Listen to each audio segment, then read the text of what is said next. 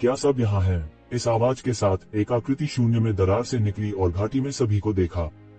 तियानफेंग, तियानयिंग कहाँ है? यह एक अधेड़ उम्र का विशेषज्ञ था। उनका चेहरा दृढ़ था और एक महान ऐश्वर्य प्रकट करता था। उसने सभी को देखा लेकिन वो तियानयिंग को नहीं देखा। वह पूछे बिना नहीं रह सका। अंकल को रिपोर्ट करना, तियानयिंग को पकड़ लिया गया है। मु तियानफेंग ने शांति से कहा। पकड़ा गया? कौन सा राक्षस कबीला? इस समय केवल म्यू तियानयिंग को पकड़ने वाले स्वाभाविक रूप से दानव जाति थे। हालांकि वे इसके लिए तैयार थे। आखिरकार दानव क्षेत्र में कुछ भी हो सकता था। लेकिन जब यह वास्तव में हुआ तब भी वे इसे जाने नहीं दे सके। हालांकि इस बार मुजिया से केवल 2 लोग थे। उनमें से प्रत्येक मुजिया की अद्वितीय प्रतिभा थी। उनमें से एक को भी खोना बहुत बड़ा नुकसान होगा। पिछला सारा प्रशिक्षण नाले में चला जाएगा।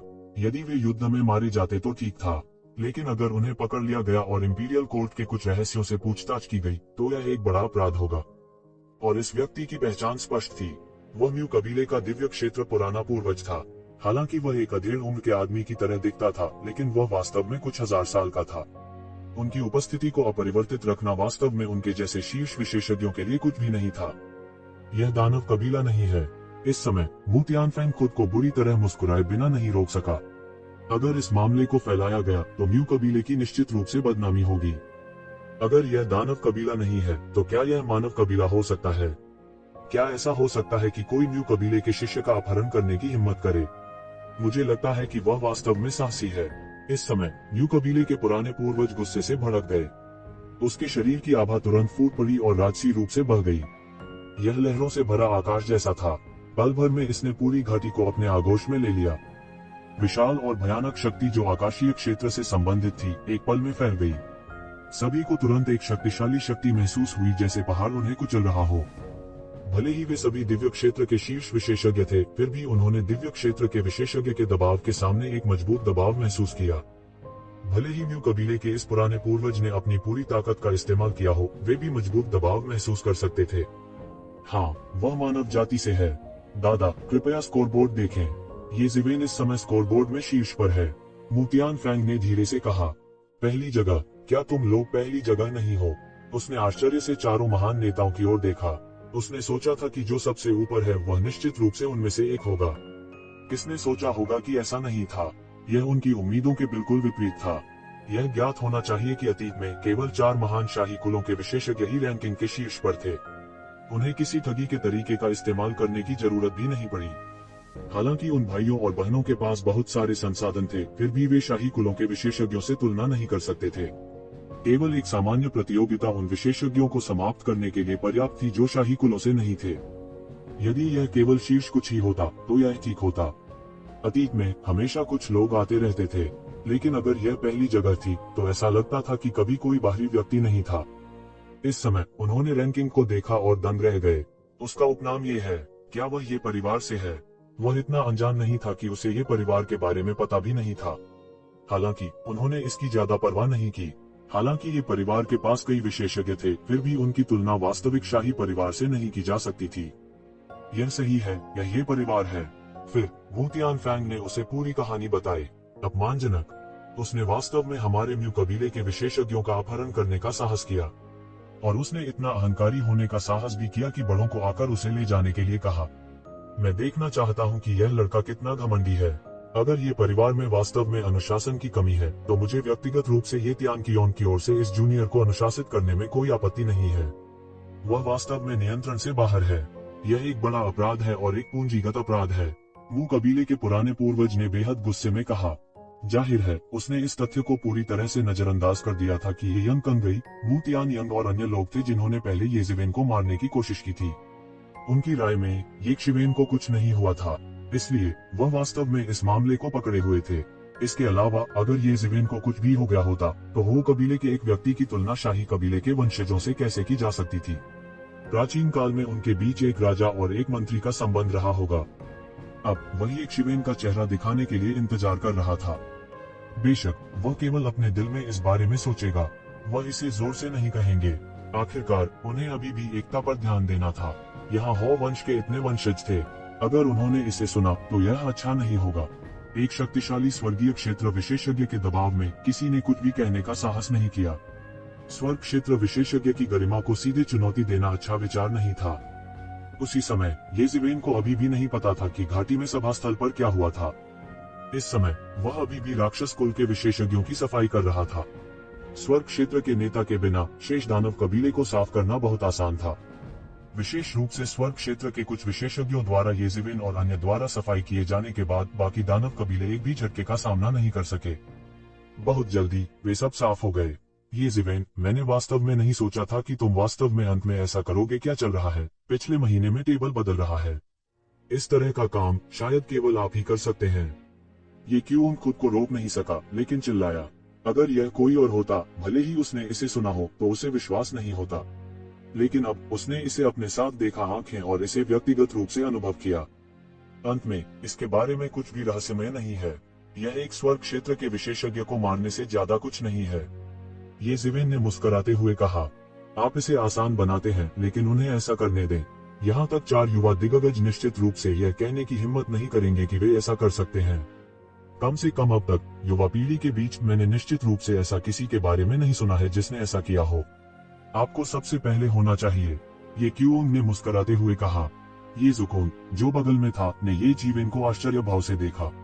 उसने सोचा कि इस अवधि के दौरान उसने काफी प्रगति की है, लेकिन जब उसने येज़ेबेल को व्यक्तिगत रूप से देखा तो उसने महसूस किया कि येज़ेबेल की प्रगति उसकी तुलना में और भी आश्चर्यजनक थी। हालांकि उसने स्वर्ग क्षेत्र के विशेषज्ञ को मारने के लिए टूल स्पिरिट का इस्तेमाल किया, यह भी येज़ेबेल के तुरुप के पत्तों में से एक था। वह इस बात को लेकर भी बहुत स्पष्ट था कि भले ही वह अपने सभी तुरुप के पत्तों का इस्तेमाल करता हो, फिर भी वह एक स्वर्ग क्षेत्र के विशेषज्ञ को मारने में सक्षम नहीं होगा।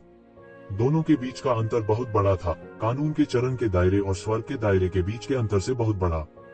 उसके पास वर्तमान में इस तरह के अंतर को दूर करने का कोई रास्ता नहीं था, लेकिन अब येज़ेबेल के पास पहले से ही इसे दूर करने का एक तरीका था। यह काफी था। उन्हें अपने लिए बहाने खोजने की आदत नहीं थी। बलवान बलवान थे, निर्बल निर्बल थे, इससे कोई फर्क नहीं पड़ा। अभी भी एक लंबा रास्ता तय करना था। प्रतियोगिता अभी शुरू ही हुई थी। ताकत और कमजोरी के क्षण का कोई मतलब नहीं था। इसके अलावा सबसे महत्वपूर्ण बात यह थी कि वह स्वयं बहुत स्पष्ट था कि यद्यपि वह ईश्वर का पुत्र था और उसके पास ईश्वर का वंश था, यदि येज़ेबेल जैसा कोई प्रतियोगी नहीं था तो वह लगातार उसे याद दिलाता रहता था कि वह अभी भी बहुत दूर है। वह निश्चित रूप से इस उम्र में इस स्तर तक नहीं पहुंच पाएगा। येज़ेबेल अपने आगे के पथ पर एक बेंचमार्क की तरह थी। वह एक क्षण भी रुक न सका और रुक न सका। मुझे अभी भी एक लंबा रास्ता तय करना है। तब तक प्रतीक्षा करे जब तक कि मैं स्वयं स्वर्ग क्षेत्र के विशेषज्ञ को मार न सकूं। येज़ेबेल ने मुस्कुराते हुए कहा। उन्होंने महसूस नहीं किया कि एक स्वर्ग क्षेत्र विशेषज्ञ इतना अप्राप्य था। वे अभी भी उनके द्वारा मारे जा सकते थे। आप वास्तव में सोचने की हिम्मत करते हैं। आप जानते हैं, अगर मैं वास्तव में 50 वर्षों के भीतर स्वर्ग क्षेत्र में कदम रख सकता हूं, तो मुझे लगता है कि मेरी प्रगति पहले से ही बहुत तेज है। ये क्यूंग ने आह भरी और कहा, अगर हम कहते हैं कि स्वर्ग के दायरे से पहले हम अभी भी अपनी प्रतिभा और परिवार के संसाधनों पर भरोसा कर सकते हैं जो हम चाहते हैं, तो स्वर्ग के दायरे में पहुंचने के बाद हम केवल अपनी मृत्यु तक सहन करने पर भरोसा कर सकते हैं। भविष्य में सबसे महत्वपूर्ण कारक जो यह निर्धारित करता है कि हम जल्दी से सुधार कर सकते हैं या नहीं, अवसर है। यदि हमारे पास अवसर है, तो 10 वर्षों के भीतर स्वर्ग क्षेत्र में कदम रखना संभव है। ये क्यूंग ने कहा। मैं अभी भी बहुत जल्दी हूँ। हाँ, येज़ेबेल ने मुस्कुराते हुए कहा। दूसरों ने पहले ही इस मामले के बारे में सोचना शुरू कर दिया था और वह स्वर्ग क्षेत्र के केवल 6ठे स्तर पर था। वह अभी भी स्वर्ग के दायरे से बहुत दूर था, लेकिन यह जल्द ही होने वाला है। आपकी खेती में प्रगति के साथ मुझे डर है कि 10 वर्षों के भीतर आप इस समस्या का सामना करेंगे। आप हमारे ये वंश में इस पीढ़ी के सभी सर्वश्रेष्ठ हैं। मैं आपको सच भी बता सकता हूँ, जब मैं तुम्हारी उम्र का था तो मैं तुमसे बहुत हीन था। आप लोगों के साथ यहाँ ये कबीले को फलने फूलने का मौका मिलेगा। ये क्यूंग ने भी आह भरते हुए कहा। उनमें से कुछ के बीच जीवन और मृत्यु की कई स्थितियों से गुजरने के बाद उनका रिश्ता लंबे समय तक असाधारण रहा था। लेकिन आप तीनों में मुझे लगता है कि ज़ुकोन सबसे आशावादी है। वह ईश्वर का पुत्र है और उसकी साधना में कोई बाधा नहीं है। समय आने पर भले ही वह तियान रुइनी के स्तर तक साधना करे, यह एक स्वाभाविक बात होनी चाहिए। यद्यपि आप और कियानिकियन दोनों ही बुरे नहीं हैं और आपके अपने आकस्मिक मुकाबले हैं, इस चरण में आप सबसे अधिक संभावनाओं से हरा नहीं पाएंगे। और वे अन्य, हालांकि उनमें से कुछ अब आपके विरोधी नहीं हैं, उनकी कई वर्षों की नींव उन्हें आपसे आगे होने देने के लिए पर्याप्त है। ये क्यूंग ने कहा। मैं समझता हूँ, लेकिन मैं इतनी आसानी से हार नहीं मानूंगा। येज़ेवेन ने मुस्कुराते हुए कहा, मुझे अभी भी बहुत महत्वपूर्ण काम करने हैं। मैं निश्चित रूप से इतनी आसानी से स्वर्ग के दायरे से बाहर नहीं रुकूंगा। उनकी अभिव्यक्ति असामान्य रूप से दृढ़ थी।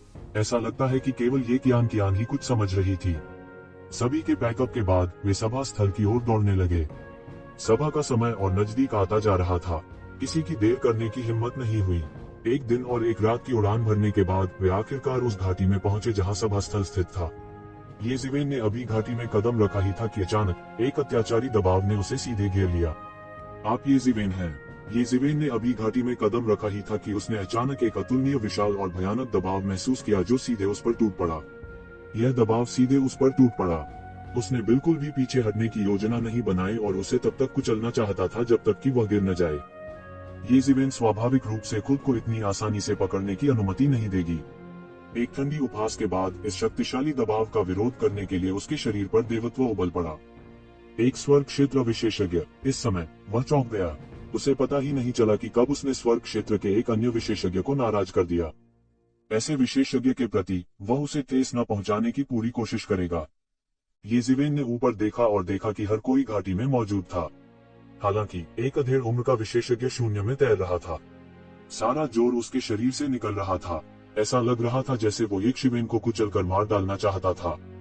येज़ेवेन ज्यादा प्रभावित नहीं थे, लेकिन ग्रीन कोंच, जो उनके पीछे सबसे कमजोर था, थोड़ा असहज महसूस करने से खुद को रोक नहीं सका।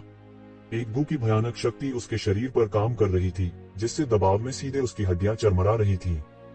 उसने तुरंत अपनी दिव्यता का विस्तार किया और अपने पीछे के लोगों को सभी दिव्यता को अवरुद्ध करने में मदद की। जब म्यू क्लान के बुजुर्ग ने देखा कि येज़ेवेन ने वास्तव में उसके दबाव को रोकने की हिम्मत की, तो वह तुरंत क्रोधित हो गया। उसने महसूस किया कि येज़ेवेन बस उसे नीचे देख रही थी। आप येज़ेवेन हैं? उसने फिर पूछा। यह सही है, मैं हूँ। येज़ेवेन का चेहरा ठंडा था। वह हमेशा ऐसे व्यक्ति थे जो दूसरों का 10 गुना अधिक सम्मान करते थे। लेकिन दूसरी ओर, अगर कोई उसका अनादर करने और उसे निशाना बनाने की हिम्मत करता है, तो वह ऐसा व्यक्ति नहीं था जिसके साथ छल किया जाए। आंख के बदले आंख, दांत के बदले दांत। बदला लेना उनका वास्तविक स्वभाव था। क्यों, तुम्हें कुछ कहना है? येज़ेवेन ने म्यू कबीले के बुजुर्ग को देखा और अपनी बाहें उठाईं। तुम्हारी हिम्मत कैसे हुई मेरे सामने इस तरह बोलने की? म्यू कबीले के बुजुर्ग ने हंगामा किया। मैं आपके सामने इस तरह बोलने की हिम्मत क्यों नहीं करूंगा? आपको क्या लगता है कि आप कौन हैं? येज़ेवेन ने अस्वाभाविक रूप से कहा। हाँ, तुम में हिम्मत है। मैं तुम्हारी प्रशंसा करता हूँ। मैं लंबे समय से उस बूढ़े व्यक्ति से नाराज हूँ। वह किस तरह का अभिनय कर रहा है? क्या वह वास्तव में सोचता है कि हमने स्वर्ग क्षेत्र विशेषज्ञ को कभी नहीं देखा है? स्वर्ग क्षेत्र विशेषज्ञ इतना अहंकारी है। यह सही है, एक बूढ़ा व्यक्ति जो कुछ हजार वर्षों तक जीवित रहने के बाद स्वर्ग लोक में पहुंच गया, उसे अहंकारी होने का क्या अधिकार है? 2 साल में जब तक मैं स्वर्ग लोक में नहीं पहुंचता, तब तक प्रतीक्षा करें, मैं उसे पीट कर मार डालूंगा। यह बच्चा समाप्त हो गया है। वह एक स्वर्ग क्षेत्र विशेषज्ञ के सामने अहंकारी होने का साहस करता है। मुझे लगता है कि वह जीने से थक गया है। हो सकता है कि ऐसा न हो। आखिरकार उसने अभी आकाशीय क्षेत्र के एक विशेषज्ञ को मार डाला। कौन जानता है, उसका अपना तरीका हो सकता है।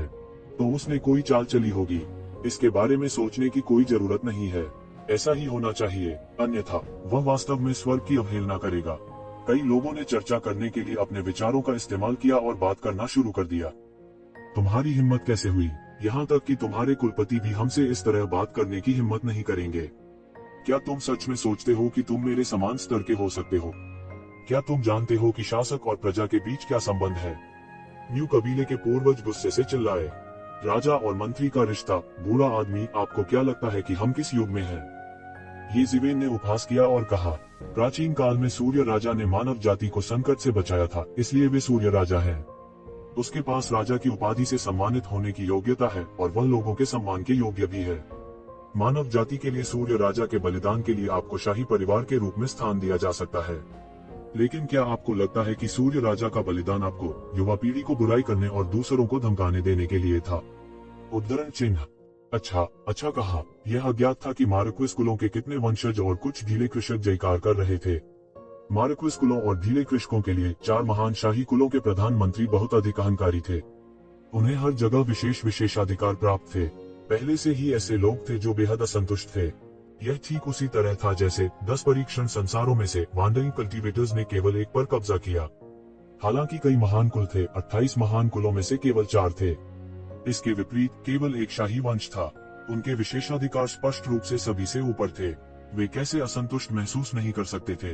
रॉयल कबीले के बारे में इतना बढ़िया क्या था। कितनी तीखी जुबान है। मैं तुम्हारे साथ अपनी सांस बर्बाद नहीं करना चाहता। मैंने सुना है कि तुम बहुत घमंडी हो। आपने वास्तव में कुछ युवा प्रतिभाओं का अपहरण कर लिया और यहाँ तक कि आप उनके परिवारों के बुजुर्गों को आने देंगे और उन्हें लेने देंगे, है ना? मुगलान के पूर्वज ने अपने गुस्से वाले दिल को शांत किया और बोलने से खुद को रोक नहीं पाए। हाँ, ऐसी बात है, लेकिन मैंने अपहरण नहीं किया।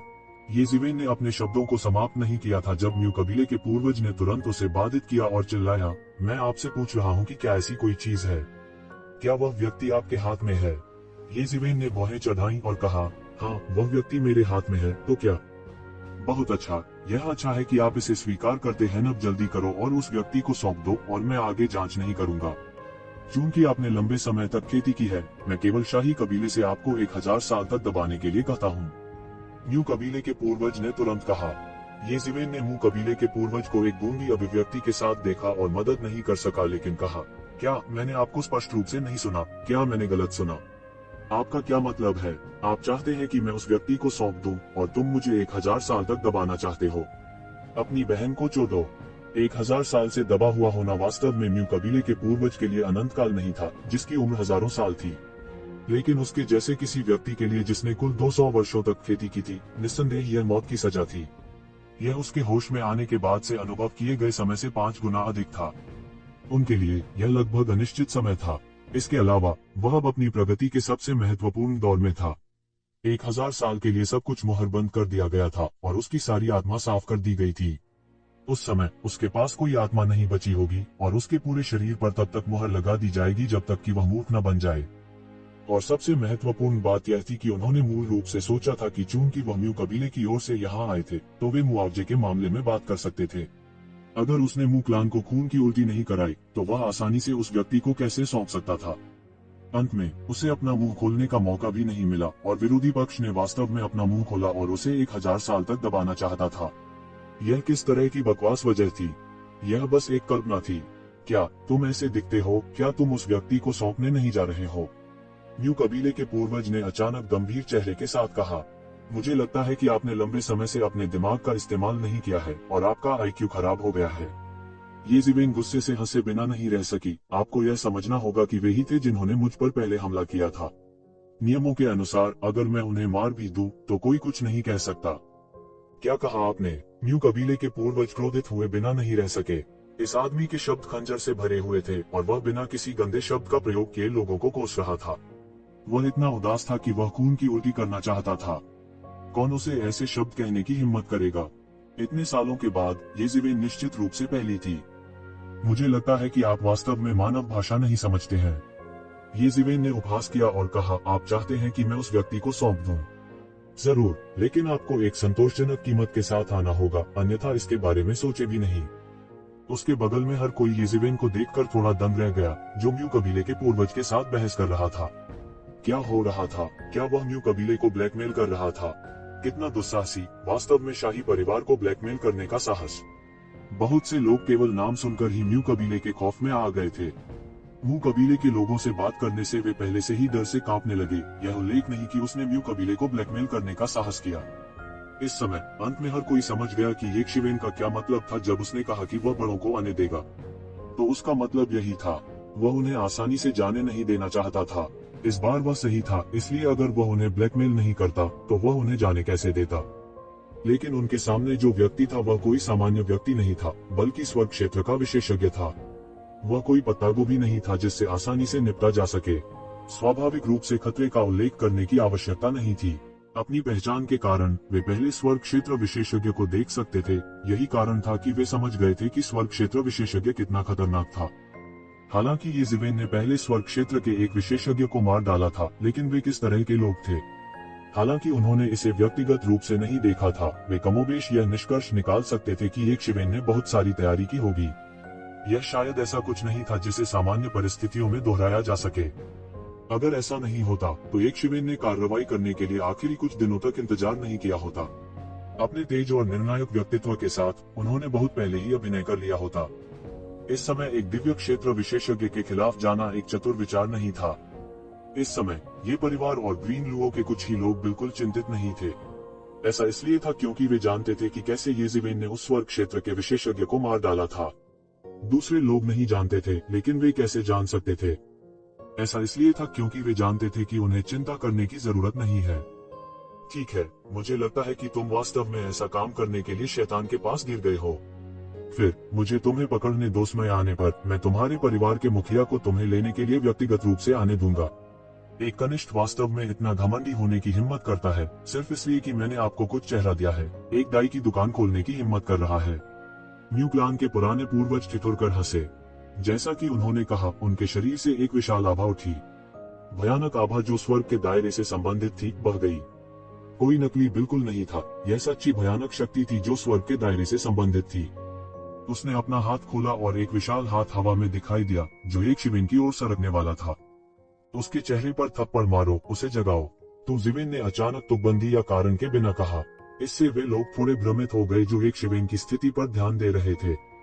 लेकिन इससे पहले कि वे वास्तव में प्रतिक्रिया कर पाते, उन्होंने हवा में तुरंत एक छोटा सा सफेद हाथ देखा। यह बिजली की तरह म्यू कबीले के पुराने पूर्वज के सामने आया और सीधे उसके चेहरे पर थप्पड़ मार दिया। एक अत्यंत जोर का थप्पड़ पूरी घाटी में फैल गया। इस थप्पड़ के साथ न्यू क्लान के पुराने पूर्वज के चेहरे पर तुरंत एक रक्त लाल हाथ का निशान दिखाई दिया। न्यू कबीले के पुराने पूर्वज ने अभी तक कोई प्रतिक्रिया नहीं दी थी। इस थप्पड़ से उन्हें पहले से ही चक्कर आ रहे थे। वह पूरी तरह से नहीं जानता था कि क्या चल रहा है।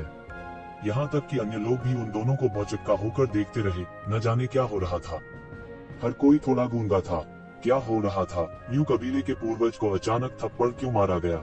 न्यू कबीले के पूर्वज के चेहरे पर खून से सना हुआ हथेली का निशान नकली नहीं था। उस थप्पड़ से खून निकल आया।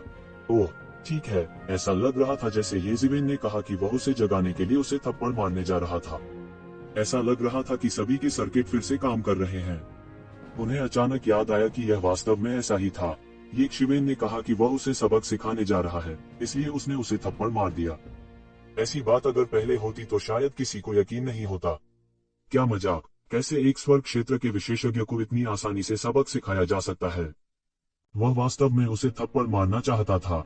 जिस व्यक्ति ने ऐसी बात सुझाई है वह अवश्य ही पागल होगा।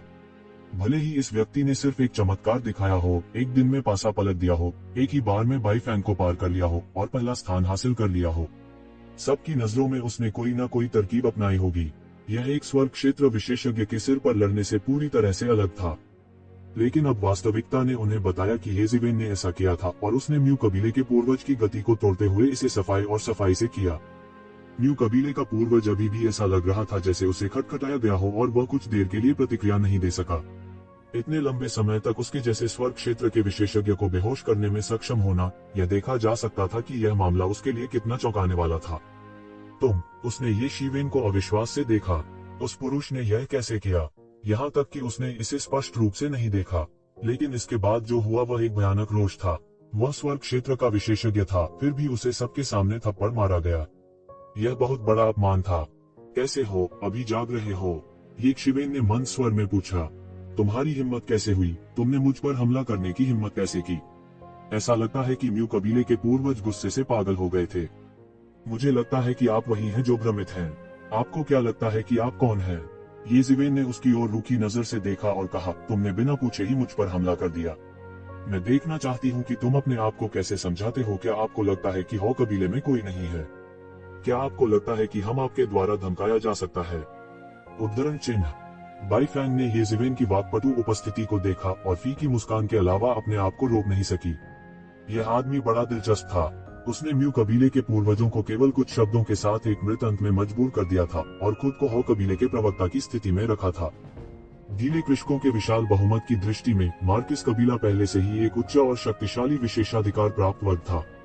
हालांकि वास्तव में वे अभी भी रॉयल कबीले से तुलना नहीं कर सकते थे। उनके बीच अब भी काफी फासला था।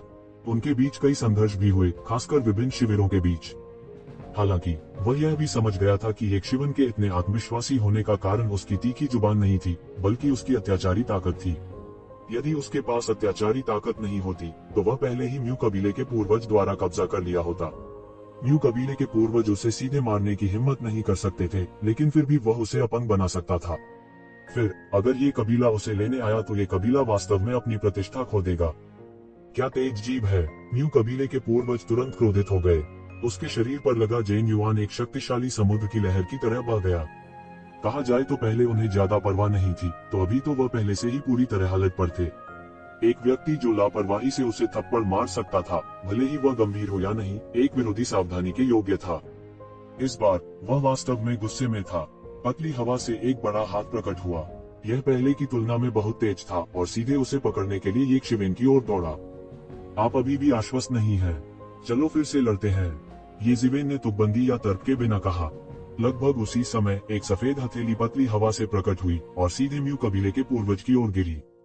मुझे तुम्हारा इंतजार था, म्यू कबीले के पूर्वज ने उपहास किया और कहा, तुम मुझ पर चुपके से हमला करने की हिम्मत करते हो। कोई फर्क नहीं पड़ता कि तुम कौन हो, मैं तुम्हें आसानी से नहीं छोड़ूंगा। यह पता चला कि म्यू कबीले के पूर्वज का ये जिवेन पर किया गया हमला झूठा था। उसका असली इरादा ये शिवेन के पीछे के व्यक्ति को बेनकाब करना था। हालांकि वह बहुत हैरान भी था। ऐसा अत्याचारी स्वामी ऐसे लड़के के सामने क्यों झुकेगा? यदि यह वह होता तो उसके लिए सेलेस्टियल बीइंग क्षेत्र के एक योद्धा के अधीन होना असंभव होता। यहाँ तक अगर विपरीत पक्ष म्यू तियानफेंग की तरह था, भविष्य की असीम संभावनाओं वाला एक युवा मास्टर, तब भी उसके लिए पूरे दिल से उसके सामने समर्पण करना असंभव होगा। और इस समय म्यू कबीले के पूर्वज का दूसरा हाथ, जो ये जिवेन की पीठ के पीछे छिपा हुआ था, सीधे चला गया। एक लंबी तलवार ने आकाश को भर देने वाली तेज रोशनी को काट डाला। प्रचंड ज्वाला आकाश में उठी और ऐसा लगा जैसे वह दुनिया की हर चीज को जलाकर राख कर देना चाहती है। एक अतुलनीय भयानक शक्ति के साथ लंबी तलवार सीधे उस सफेद हथेली की ओर कट गई। शुआ, म्यू कबीले के पूर्वज की तलवार की रोशनी तेज और निर्मम थी। यह उस सफेद हथेली पर लगभग तुरंत ही कट गया। उसके चेहरे पर कुछ दुष्ट मुस्कुराहट दिखाई दे रही थी। ऐसा लगता था जैसे सामने वाले का हाथ कट जाने पर वह उसकी दयनीय स्थिति देख सकता था। मेरे चेहरे पर मारने की हिम्मत, मैं तुम्हें अपने जीवन के साथ भुगतान करूंगा। हालांकि उसने जो उम्मीद नहीं की थी वह यह थी कि उसकी तलवार की रोशनी सीधे आकाश से कटने के बाद वह सीधे इस सफेद हथेली से होकर गुजरेगी। ऐसा लग रहा था जैसे यह कोई भ्रम हो। यह नकली था। यह इस बड़े हाथ के लिए कोई मौलिक खतरा पैदा नहीं कर सका। अच्छा नहीं है, म्यू कबीले के पूर्वज ने तुरंत प्रतिक्रिया दी। वह एक युद्धप्रिय व्यक्ति था। उन्होंने लगभग तुरंत कारण का अनुमान लगाया। यह नकली नहीं था, न ही यह एक भ्रम था। बस इतना था कि उसकी गति बहुत तेज थी। निश्चित रूप से उसने अभी इसका पता लगाया था जब शून्य में वह सफेद हथेली मौके पर गायब हो गई थी। और जब वह फिर से प्रकट हुआ तो वह उसके सामने प्रकट हो चुका था। हालांकि उसने पहले ही अनुमान लगा लिया था, उसकी गति पर्याप्त तेज नहीं थी। वह इससे कतई नहीं बच सका। वह केवल असहाय होकर देख सकता था, क्योंकि यह सफेद हथेली एक बार फिर उसकी ओर थप्पड़ मारती थी। इसके बारे में भी मत सोचो, म्यू कबीले के पूर्वज गुस्से से दहाड़े। यदि अभी के थप्पड़ को दुर्घटना कहा जा सकता है, तो यदि उसे फिर से थप्पड़ मारा जाता तो वह वास्तव में अपना सारा चेहरा खो देता। यहाँ तक अगर वह पीली नदी में कूद भी जाता तो भी वह अपने आप को साफ नहीं कर पाता। उसके शरीर पर शुद्ध ऊर्जा गड़गड़ाहट करने लगी। एक शक्तिशाली समुद्र की लहर की तरह यह हल्कों में लुढ़कने लगी। लेकिन यह बेकार था। उसके शरीर की सारी शुद्ध ऊर्जा इस सफेद हथेली के सामने मजाक बन गई। एक थप्पड़ के बाद यह सब टुकड़े टुकड़े हो गया और शून्य में बदल गया। यह इस सफेद हथेली को उसके चेहरे के और करीब आने से नहीं रोक सका। थप्पड़, एक और जोर का थप्पड़ सुनाई दिया। उस सफेद हाथ ने एक बार फिर म्यू कबीले के पूर्वज के चेहरे पर जोरदार तमाचा मारा। हर कोई केवल आवाज ही सुन सकता था। वे बमुश्किल आंदोलन की एक झलक देख पाए। आंदोलन चरम पर तेज था। तेज तेज तेज, जब तक उन्हें एहसास हुआ कि क्या हो रहा है। उन्हें एहसास हुआ कि यह पहले ही खत्म हो चुका था। म्यू कबीले के पूर्वज के चेहरे पर एक और तमाचा पड़ा। प्रत्येक गाल पर एक था और यह बहुत अच्छी तरह से सानुपातिक था। पर इस समय सभी को हंसी आ रही थी। यह बहुत हास्यप्रद था। एक स्वर्ग क्षेत्र विशेषज्ञ को लगातार 2 बार थप्पड़ मारा गया। इतिहास में शायद ऐसा पहली बार हुआ था। इसके अलावा कोई नहीं जानता कि यह किसने किया। वैसे भी यह निश्चित रूप से ये जिवेन नहीं था। लेकिन इस वक्त सभी असमंजस में थे। क्या ये जिवेन के पास स्वर्ग क्षेत्र का कोई विशेषज्ञ था? अगर ऐसा होता तो सब कुछ समझाया जा सकता था। ये जिवेन के पास स्वर्ग क्षेत्र के विशेषज्ञ को मारने की क्षमता क्यों थी? ऐसा इसलिए था क्योंकि वह स्वर्ग क्षेत्र के एक विशेषज्ञ का अनुसरण कर रहा था, इसलिए यह स्वाभाविक रूप से अलग था। लेकिन अधिक लोग भ्रमित होने लगे। यह स्वर्ग क्षेत्र विशेषज्ञ कहाँ से आया है? क्योंकि नियमों के अनुसार परिवारों को निश्चित रूप से स्वर्ग क्षेत्र के विशेषज्ञों को दानव दुनिया में भेजने की अनुमति नहीं थी। अगर ऐसा होता तो यह तुरंत दानव दुनिया के उच्च अधिकारी का ध्यान आकर्षित करता। यदि ऐसा होता तो दानवों की दुनिया में प्रवेश करने वालों के पास पहले कुछ महीनों का खाली समय भी नहीं होता। दानव दुनिया में प्रवेश करने वाला एक स्वर्ग क्षेत्र विशेषज्ञ जल्द ही दानव दुनिया के उच्च अधिकारी का ध्यान आकर्षित करेगा। वह बिना किसी संदेह के था, तो वह उसे अंदर कैसे लाया? कैसे हो? क्या तुम अब जाग रहे हो? येज़ेबेल ने पूछा। उसका स्वर शांत था, जैसे वह किसी बिल्ली या कुत्ते से पूछ रहा हो। उसके चेहरे पर थप्पड़ मारना काफी नहीं था, उसे और नमक डालना पड़ा। अच्छा, आपने वास्तव में नियमों के खिलाफ जाने की हिम्मत की और अपने ये फैमिली सेलेस्टियल रियल्म के विशेषज्ञों को इसका पालन करने दिया। यह मौत की सजा है, मौत की सजा है। यहाँ हर कोई आपके कार्यों के कारण मर सकता है। मुझे यह भी संदेह है कि आपकी वजह से इतने सारे लोग मारे गए। म्यू कबीले के पूर्वज गुस्से में दहाड़े। उन्हें फिर से थप्पड़ मारा गया, लेकिन वे दोनों यह नहीं देख पाए कि उनका हमला पूरी तरह से बेकार था। पहली बार इसलिए कि वह लापरवाह था, दूसरी बार इसलिए कि वह तैयार था, लेकिन यह अभी भी बेकार था। उसे फिर से थप्पड़ मारा गया। इस समय वह केवल यही सोच सकता था। इसके बजाय वह उत्तेजित हो गया। उसने येशिवेन की कमजोरी को पकड़ लिया था। जहाँ तक दूसरों की मृत्यु की बात है, इसका उससे कोई लेना देना नहीं था। वह सिर्फ येशिवेन को मरना चाहता था। वह शुरुआत में येज़ेबेल को एक अच्छा सबक सिखाना चाहता था और म्यू कबीले की प्रतिष्ठा स्थापित करना चाहता था। हालांकि अब तक उनका गुस्सा आसमान पर चढ़ चुका था, इसलिए उसने इस बात की परवाह नहीं की कि उसका मूल उद्देश्य क्या था। मैं कहता हूँ, क्या आप मंदबुद्धि हैं या आपको मंदबुद्धि बना दिया गया है? आपको किसने बताया कि मैं एक स्वर्ग क्षेत्र में बड़े को लाया हूँ? येज़ेबेल तिरस्कार में ठंडी हंसी। अगर मैं वास्तव में किसी को अंदर ले आया, तो क्या रॉयल कोर्ट के लोग इसे महसूस नहीं करेंगे?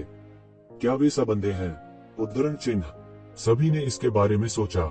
यह सच था। अगर वास्तव में किसी को लाया गया था, तो क्या रॉयल कोर्ट बस वहीं बैठा रहेगा और कुछ नहीं करेगा?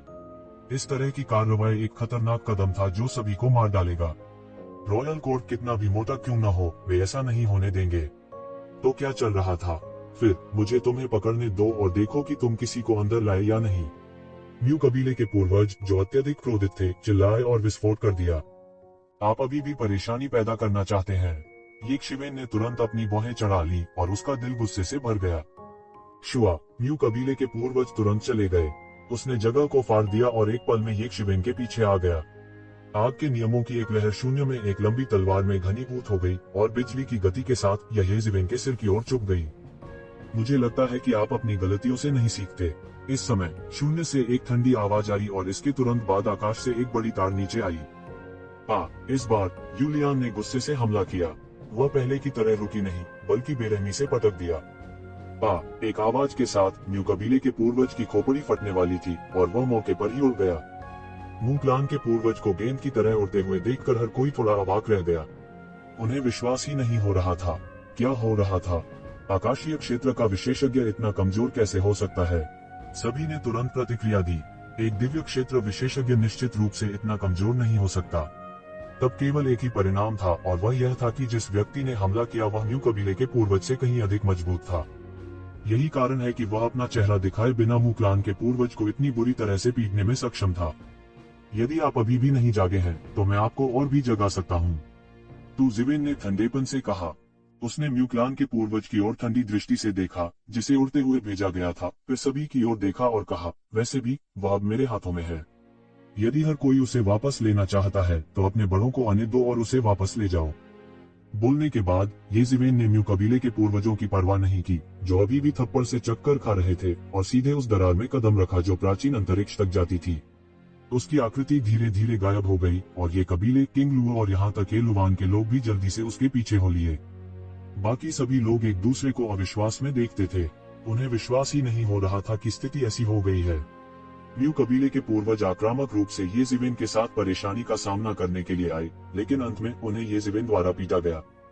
यह उनकी उम्मीदों के बिल्कुल विपरीत था। नतीजा उनकी अपेक्षा से बिल्कुल अलग था। येज़ेबेल ने खुद एक कदम भी नहीं उठाया था, लेकिन म्यू कबीले के पूर्वजों को बेरहमी से साफ करने के लिए उन्होंने रहस्यमय आदमी पर भरोसा किया था। खासकर मू तियानफेंग। उसका चेहरा राख हो गया था। म्यू कबीले के मुखिया को इतनी बुरी तरह से पीटा गया था। यह कहा जा सकता है कि म्यू कबीले की प्रतिष्ठा को बहुत बड़ा आघात लगा था। फिर भी वह केवल देख सकता था। वहाँ कोई अन्य रास्ता नहीं था। येज़ेबेल अकेले भयानक रूप से मजबूत थी। वह अपने शरीर में छिपी आभा को महसूस कर सकता था। वह वास्तव में येज़ेबेल से नहीं, बल्कि दिव्य क्षेत्र के रहस्यमय विशेषज्ञ से डरता था, जो एक मरे हुए कुत्ते की तरह अपने पुराने पूर्वज को मार सकता था। यही उसके डर का मूल कारण था, लेकिन इस समय वह कुछ नहीं कर सका। सौभाग्य से येज़ेबेल ने उस पर हमला नहीं किया। इस समय वह समझ गया था कि येज़ेबेल पहले कैसा महसूस करती थी। एक स्वर्गीय क्षेत्र का विशेषज्ञ अचानक उस पर हमला कर सकता है और उसे धमका सकता है, वह कितना भयानक था। पहली बार उन्हें लगा कि उनकी जान को खतरा है। इस बार रॉयल कोर्ट स्ट्रगल आखिरकार सबकी नजरों के सामने आ गया था। हालांकि परिणाम सभी की उम्मीदों से बाहर था। विभिन्न परिवारों के सैकड़ों संभ्रांत लोगों में से केवल 40 या इतने ही लोग बच पाए। उनमें से आधे से ज्यादा को गंवाना इस नुकसान को छोटा नहीं कहा जा सकता था। हालांकि ऐसा नहीं था कि उन्हें इस घटना से कुछ हासिल नहीं हुआ। विभिन्न परिवारों की प्रतिभाओं की खेती में भारी वृद्धि हुई थी। हालांकि अभी भी उनकी तुलना टॉप सीनियर से नहीं की जा सकती थी, लेकिन कहा जा सकता था कि वे अब पूरी तरह से मैच्योर हो चुके थे।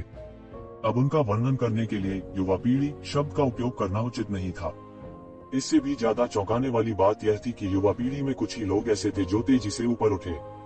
फावुशुन के बारे में बात करने की कोई जरूरत नहीं थी। उनकी प्रसिद्धि का एक लंबा इतिहास रहा है और उन्होंने लंबे समय से युवा पीढ़ी के शीर्ष विशेषज्ञों को चुनौती दी है। वह धीरे धीरे बड़ा हो गया था और सभी ने बहुत पहले ही तैयारी कर ली थी। हालांकि येज़ेबेल, ये कियान और येज़ुकोन पूरी तरह से अप्रत्याशित थे। विशेष रूप से येज़ेबेल, वह एक झटके में पासा पलटने में कामयाब रहे और एक ही झटके में सफलतापूर्वक पहला स्थान हासिल कर लिया। अचानक उसने सभी उत्कृष्ट नायकों को कुचल दिया और दुनिया को चौंकाते हुए चैंपियनशिप जीत ली। और सबसे महत्वपूर्ण बात यह थी कि वह पूरे रास्ते नेतृत्व में नहीं थे। अगर वह हर तरह से नेतृत्व में होता तो इससे कोई फर्क नहीं पड़ता। हालांकि येज़ेबेल ने आखिरी समय में पासा पलट दिया था। इसने उनकी जीत को और भी शानदार बना दिया। यह पहली बार था जब शीर्ष 100 के लिए लड़ाई इस तरह से की गई थी, इसलिए संदर्भ के रूप में उपयोग करने वाला कोई नहीं था। लेकिन कोई बात नहीं, उसने अंतिम क्षण में स्वर्ग क्षेत्र के एक विशेषज्ञ को मार डाला और चैंपियन बन गया। यह एक बहुत बड़ी किंवदंती बन जाएगी। हर कोई इस बात पर जोश से चर्चा कर रहा था। यह नकली है, ठीक है, उस फावुशुन के बारे में भूल जाओ। यह येज़ेबेल और भी अधिक शक्तिशाली है, उसने वास्तव में एक स्वर्ग क्षेत्र विशेषज्ञ को मार डाला। भगवान, इससे कोई फर्क नहीं पड़ता कि मैं इसे कैसे देखता हूँ, यह नकली है। स्वर्ग क्षेत्र विशेषज्ञ, मैंने यह सोचने की हिम्मत भी नहीं की थी कि कोई वास्तव में स्वर्ग क्षेत्र विशेषज्ञ को मार सकता है। यदि ऐसा नहीं होता तो वह पासा पलटने में सक्षम नहीं होता। लेकिन कुंजी यह है कि उसकी ताकत के साथ वह निश्चित रूप से एक स्वर्ग क्षेत्र विशेषज्ञ के लिए एक मैच नहीं है। उसने यह कैसे किया? मैंने सुना है कि उसके पास स्वर्ग क्षेत्र का एक विशेषज्ञ था जिसके कारण वह सफल हो सका। लेकिन क्या उन्होंने यह नहीं कहा कि स्वर्ग क्षेत्र के विशेषज्ञों को पालन करने की अनुमति नहीं थी? अभी क्या हो रहा है? सभी में खलबली मच गई और इस मामले पर चर्चा करने लगे। विशेष रूप से येज़ेबेल के स्वर्ग क्षेत्र के विशेषज्ञ को मारने का मामला। हर किसी की चर्चा का केंद्र बिंदु यही था। म्यू कबीले के पुराने पूर्वज की तरह बहुत से लोगों को संदेह था कि क्या येज़ेबेल स्वर्ग क्षेत्र के विशेषज्ञ को लेकर आया था या नहीं। लेकिन बहुत जल्दी रॉयल राजवंश स्पष्ट करने के लिए सामने आया कि यह असंभव था। उनके प्रवेश करने से पहले पक्ष से देखने वाले विशेषज्ञ होंगे। किसी के लिए घुसना असंभव था। उनके संदेह का अर्थ था कि वे शाही राजवंश पर संदेह कर रहे थे। सभी ने जल्दी से इसके बारे में सोचा। यह संभव नहीं लगता था यदि यह शाही राजवंश के माध्यम से नहीं था। हालांकि उनके पास दानव दुनिया में प्रवेश करने के अन्य तरीके थे। सिर्फ येज़ेबेल के लिए एक स्वर्ग क्षेत्र विशेषज्ञ को भेजना इसके लायक नहीं था, चाहे वे इसे कैसे भी देखें। एक दिव्य क्षेत्र विशेषज्ञ किसी भी बल में स्थिर करने वाली शक्ति की तरह था। एक को खोने से बल की ताकत को नुकसान होगा। येज़ेबेल के लिए एक दिव्य क्षेत्र विशेषज्ञ को दानव दुनिया में भेजना एक मूर्खतापूर्ण कदम था, चाहे कोई इसे कैसे भी देखे। यह संभव नहीं होना चाहिए।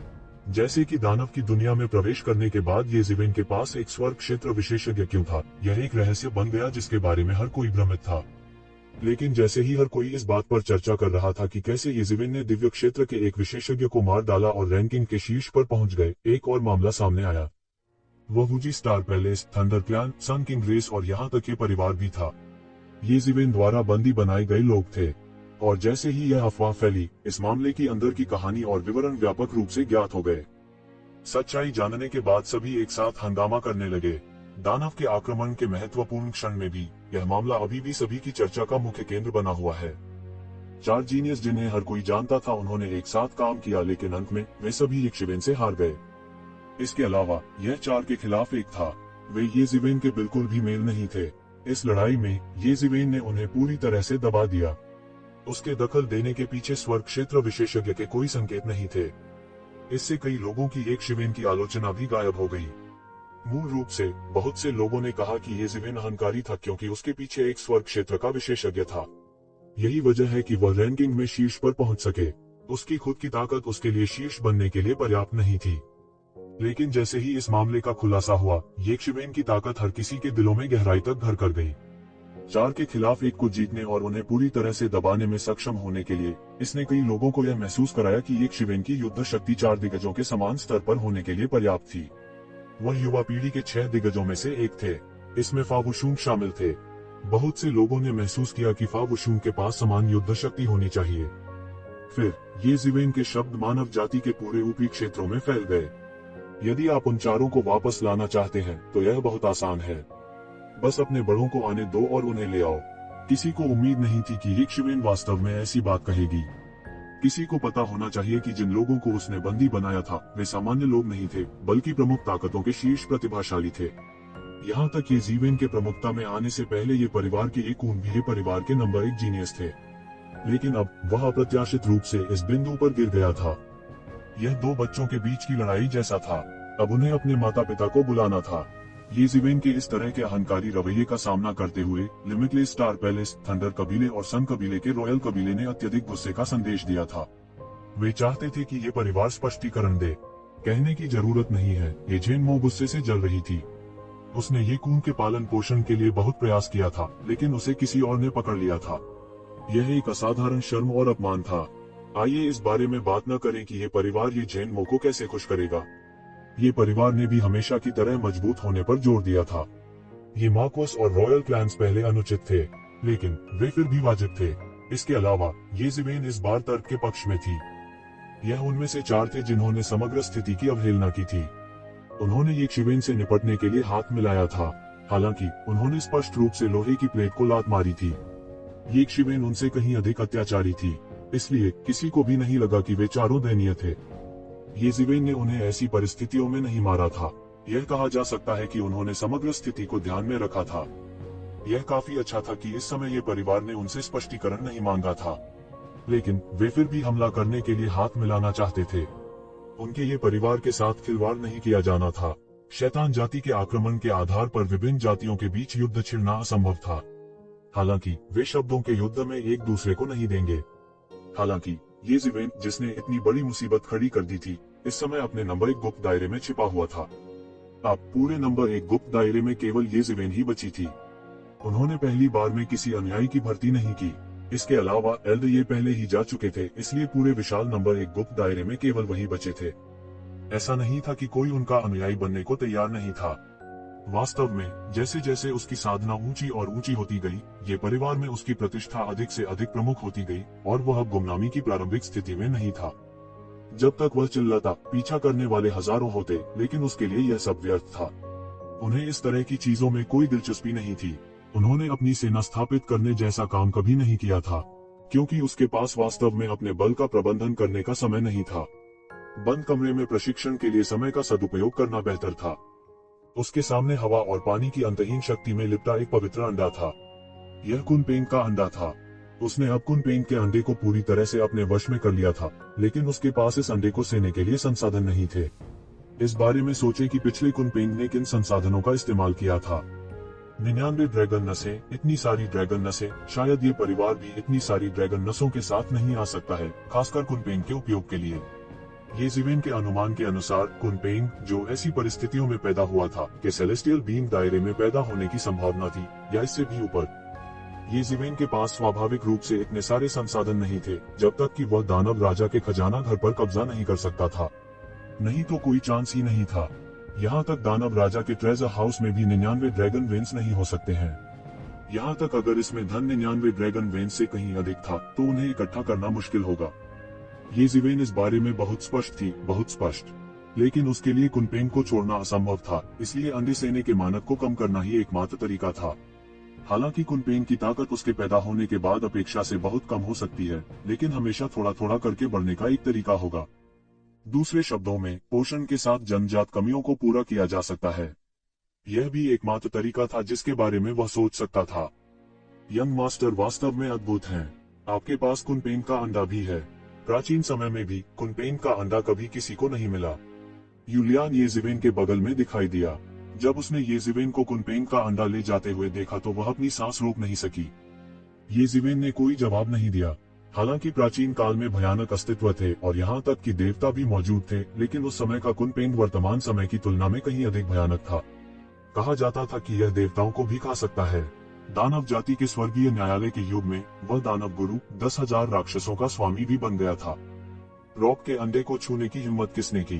क्या वह मृत्यु को प्रणाम नहीं कर रहा था? कुनपेंग अंडा होने का क्या मतलब है? अगर इसे नहीं निकाला जा सकता है तो यह सिर्फ कचरे का एक टुकड़ा है। येज़िवेन ने आह भरी। वह खुद पहले से ही एक अथाह गड्ढा था जो संसाधनों का उपभोग कर रहा था। इसके अलावा कुनपेंग भी एक गड्ढे के भीतर एक गड्ढा था। हालांकि यदि कोई एक अद्वितीय विशेषज्ञ बनना चाहता है तो उसे इतने सारे संसाधनों का उपभोग करने की आवश्यकता होगी। हालांकि कोई जल्द ही मुझे चीजें भेजेगा, येज़िवेन ने मुस्कुराते हुए कहा। कोई? कौन है? वास्तव में कोई था जो व्यक्तिगत रूप से दरवाजे पर आया था। यह ज्ञात होना था कि कुनपेंग को जितने संसाधनों की आवश्यकता थी वह एक खगोलीय आंकड़ा था। कौन इतना मूर्ख होगा कि अपने आप को उसके हवाले कर दे? येज़िवेन, यहाँ से निकल जाओ। शून्य से एक अत्यंत तेज गर्जना हुई, जिसके बाद एक अत्याचारी आभा तुरंत नीचे गिर गई। एक ही पल में मानव नंबर 1 गुप्त क्षेत्र की सभी संरचनाएं एक ही बार में पूरी तरह से ध्वस्त हो गईं। देखो, मैंने तुमसे कहा था कोई हमें संसाधन भेज रहा है, येज़िवेन ने मुस्कुराते हुए कहा। जैसे ही यह आभा उस पर टूट पड़ी, यूलियान ने येज़िवेन की रक्षा की। बूम! एक धमाके के साथ संपूर्ण मानव नंबर 1 गुप्त क्षेत्र की सभी संरचनाएं पूरी तरह से नष्ट हो गईं।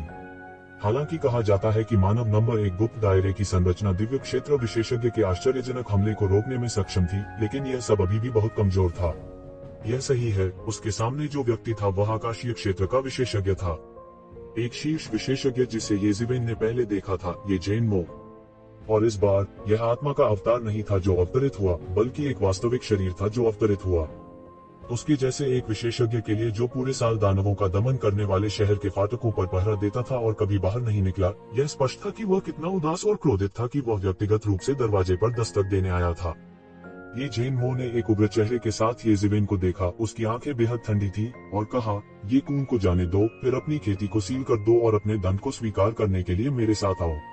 अन्यथा भले ही कुलपति तुम्हें दंडित करे, मैं करूंगा तुम्हें जाने नहीं देंगे। मुझे लगता है कि तुम भी मूर्ख हो। येज़िवेन ने ये जेन मो पर नजर डाली और कहा, यह मामला अब, ये खून मुझे मारने के लिए बाहरी लोगों के साथ सेना में शामिल होना चाहता है। यह अपराध, भले ही मैं उसे मौके पर ही मार दूं, तो क्या?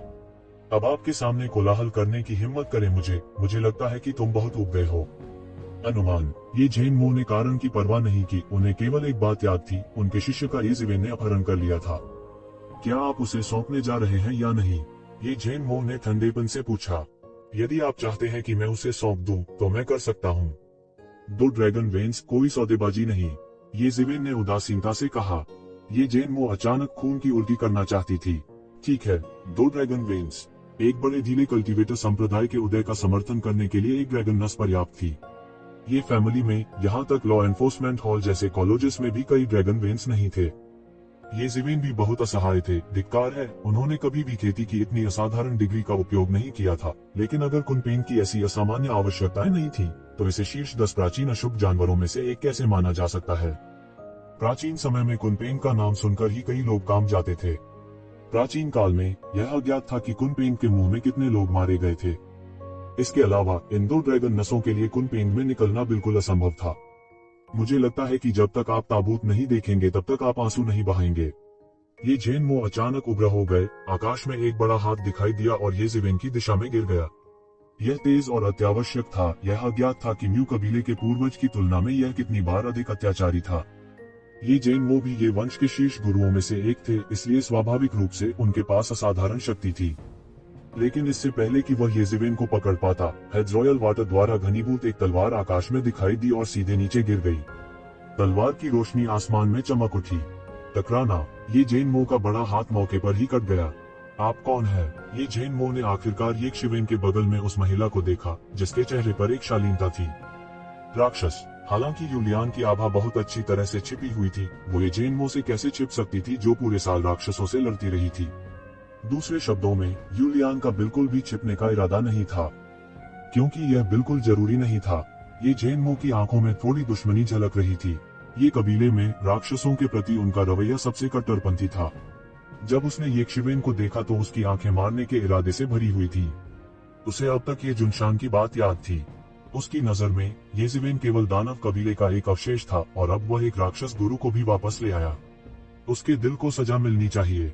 नहीं, उसने जल्द ही पता लगा लिया कि यूलियान कोई साधारण राक्षस नहीं था, बल्कि एक उपकरण आत्मा थी। वह अभी भी इस बिंदु को स्पष्ट रूप से भेद सकता था। लेकिन किसी भी मामले में येशिवेन, एक लड़का जो मूल रूप से एक बहुत ही गंभीर संदिग्ध था, उसके पास अभी भी दानव कबीले के निशान थे। ठीक है, तुमने वास्तव में दानव कबीले के साथ सांठगांठ की। उसने येशिवेन की ओर ठंडी दृष्टि से देखा और कहा, मैंने कब दानव कबीले के साथ सांठगांठ की? क्या इसे मिलीभगत माना जाता है? यदि ऐसा है तो क्या आपके दानव दमन शहर वंश को बहुत पहले मिटा नहीं दिया गया होता? येशिवेन ने बेहोश होकर कहा, किसी को पता होना चाहिए कि दानवों का दमन करने वाले शहर वंश के कई युद्ध कलाओं, वाद्य यंत्रों आदि का दानव कबीले के साथ गहरा संबंध था। कभी कभी दानव कबीले से निपटने के लिए भी दानव दमन शहर वंश के कुछ लोगों ने राक्षस कबीले की युद्ध कला का अभ्यास किया।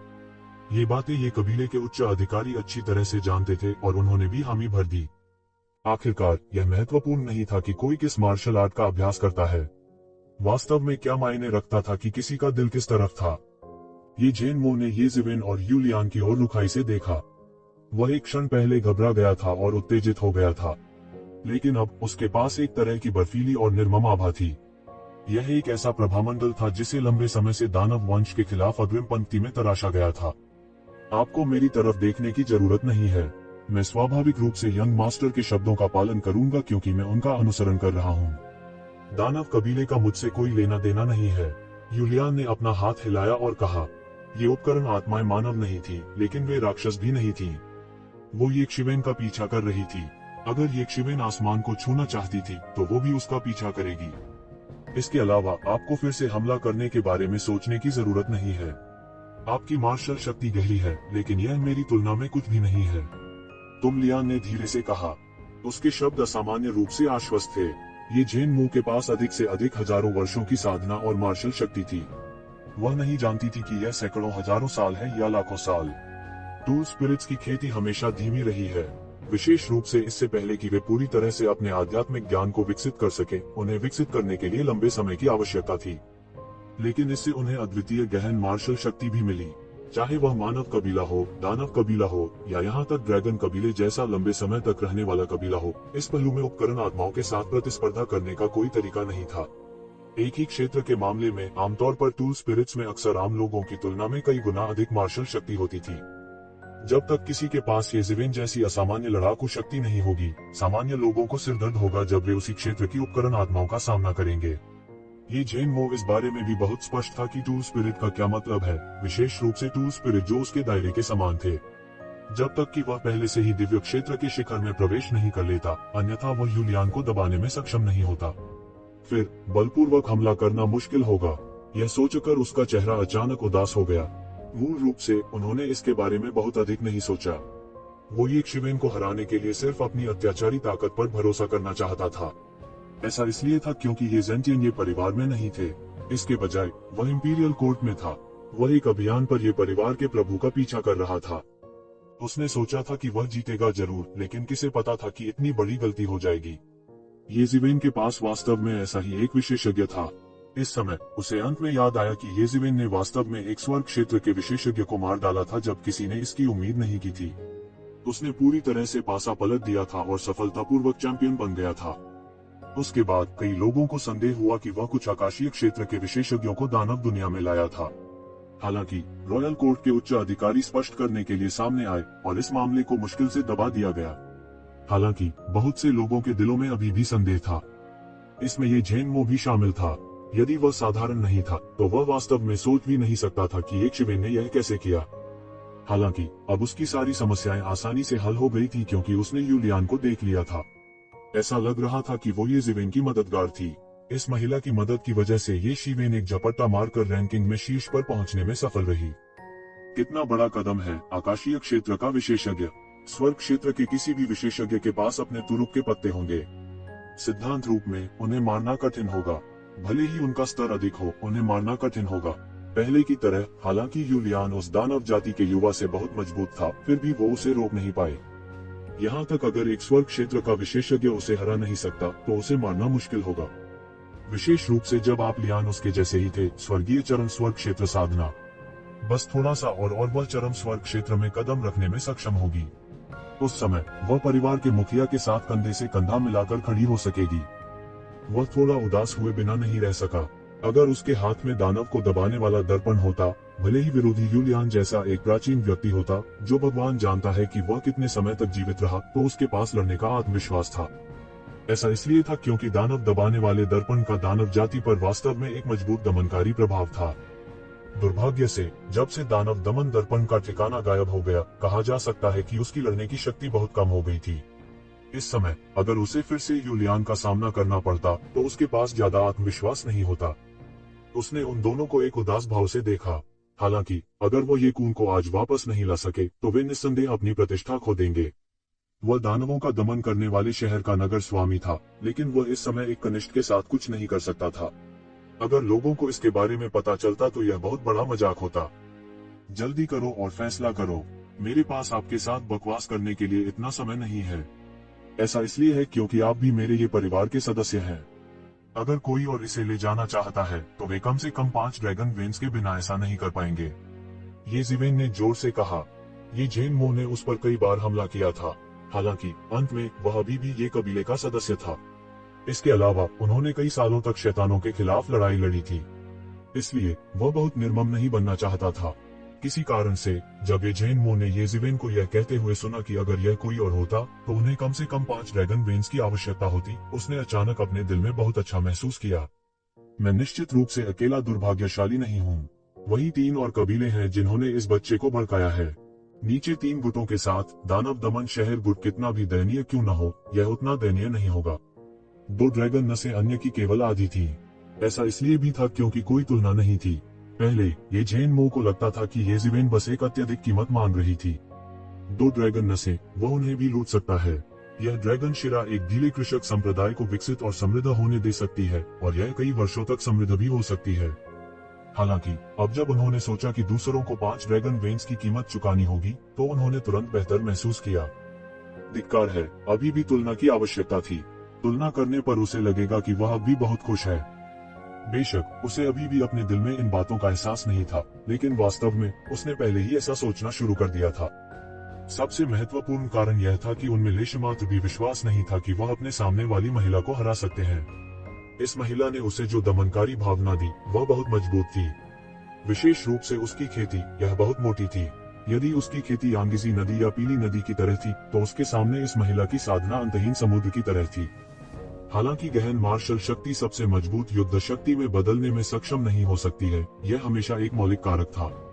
चाहते हो या नहीं, जल्दी फैसला करो। अगर 2 ड्रैगन वेन्स नहीं चाहिए तो भूल जाओ कि ये कून को केवल हमेशा के लिए कैद किया जा सकता है और अंत में अपने अपराधों के लिए पश्चाताप कर सकता है। ये जिवेन ने जारी रखा। लंबे समय तक सोचने के बाद, हालांकि ये जेन मो वास्तव में यूलियान के साथ लड़ना चाहता था, फिर भी वह आश्वस्त नहीं था। इसके अलावा सबसे बुनियादी कारण यह था कि वह गलत था। ये कून और अन्य 3 ये जिवेन को घेरने के लिए सेना में शामिल हो गए। अगर वे सफल हो जाते तो ठीक था, लेकिन वे फिर भी असफल रहे। ठीक है, मैं तुम्हारे लिए ड्रैगन की 2 नसें लाऊंगा। येमो ने आखिरकार समझौता करना चुना।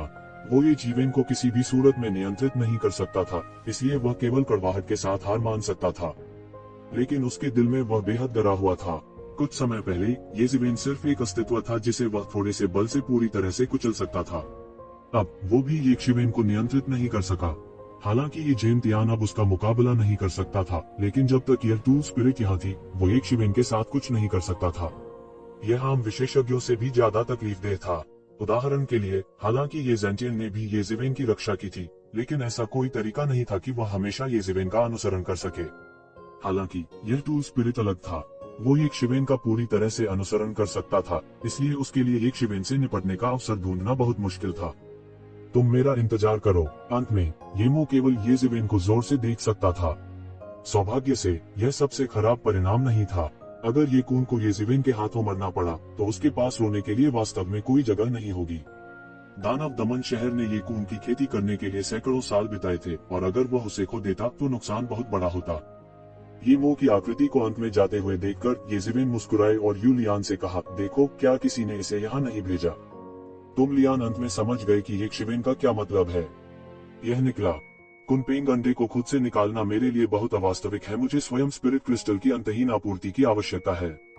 तो कुनपेंग अंडा साथ लाना मेरे लिए थोड़ा बोझ होगा, येज़ेबेल ने कहा। अब इस कुनपेंग अंडे ने उसे दुविधा में डाल दिया था।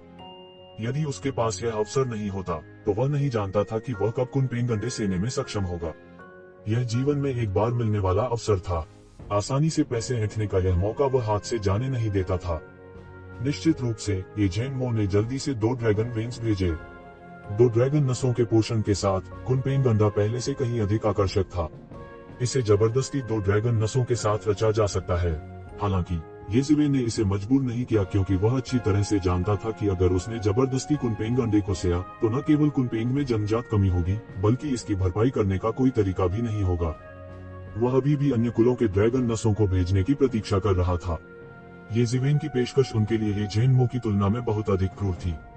5 ड्रैगन वेन्स कोई सौदेबाजी नहीं। अचानक इस बारे में जानने वाले कुलों को इतना गुस्सा आया कि उन्होंने लगभग खून की उल्टी कर दी। एक ड्रैगन की नस की कीमत पहले से ही अमूल्य कही जा सकती है, अकेले 5 को छोड़ दें। FCK, अगर आप ऐसे हैं तो आप किसी को लूटने क्यों नहीं जाते। बेशक अन्य गुट सहमत नहीं होंगे। उन्होंने येज़ेबेल पर भी चिल्लाया और आरोप लगाया कि वे एकजुट होना नहीं जानते। दानव जाति के आक्रमण की पृष्ठभूमि के तहत वह वास्तव में अपने ही लोगों से धन उगाही करना चाहता था। हालांकि येशिवेन ऐसा लग रहा था कि वह बिल्कुल भी चिंतित नहीं था।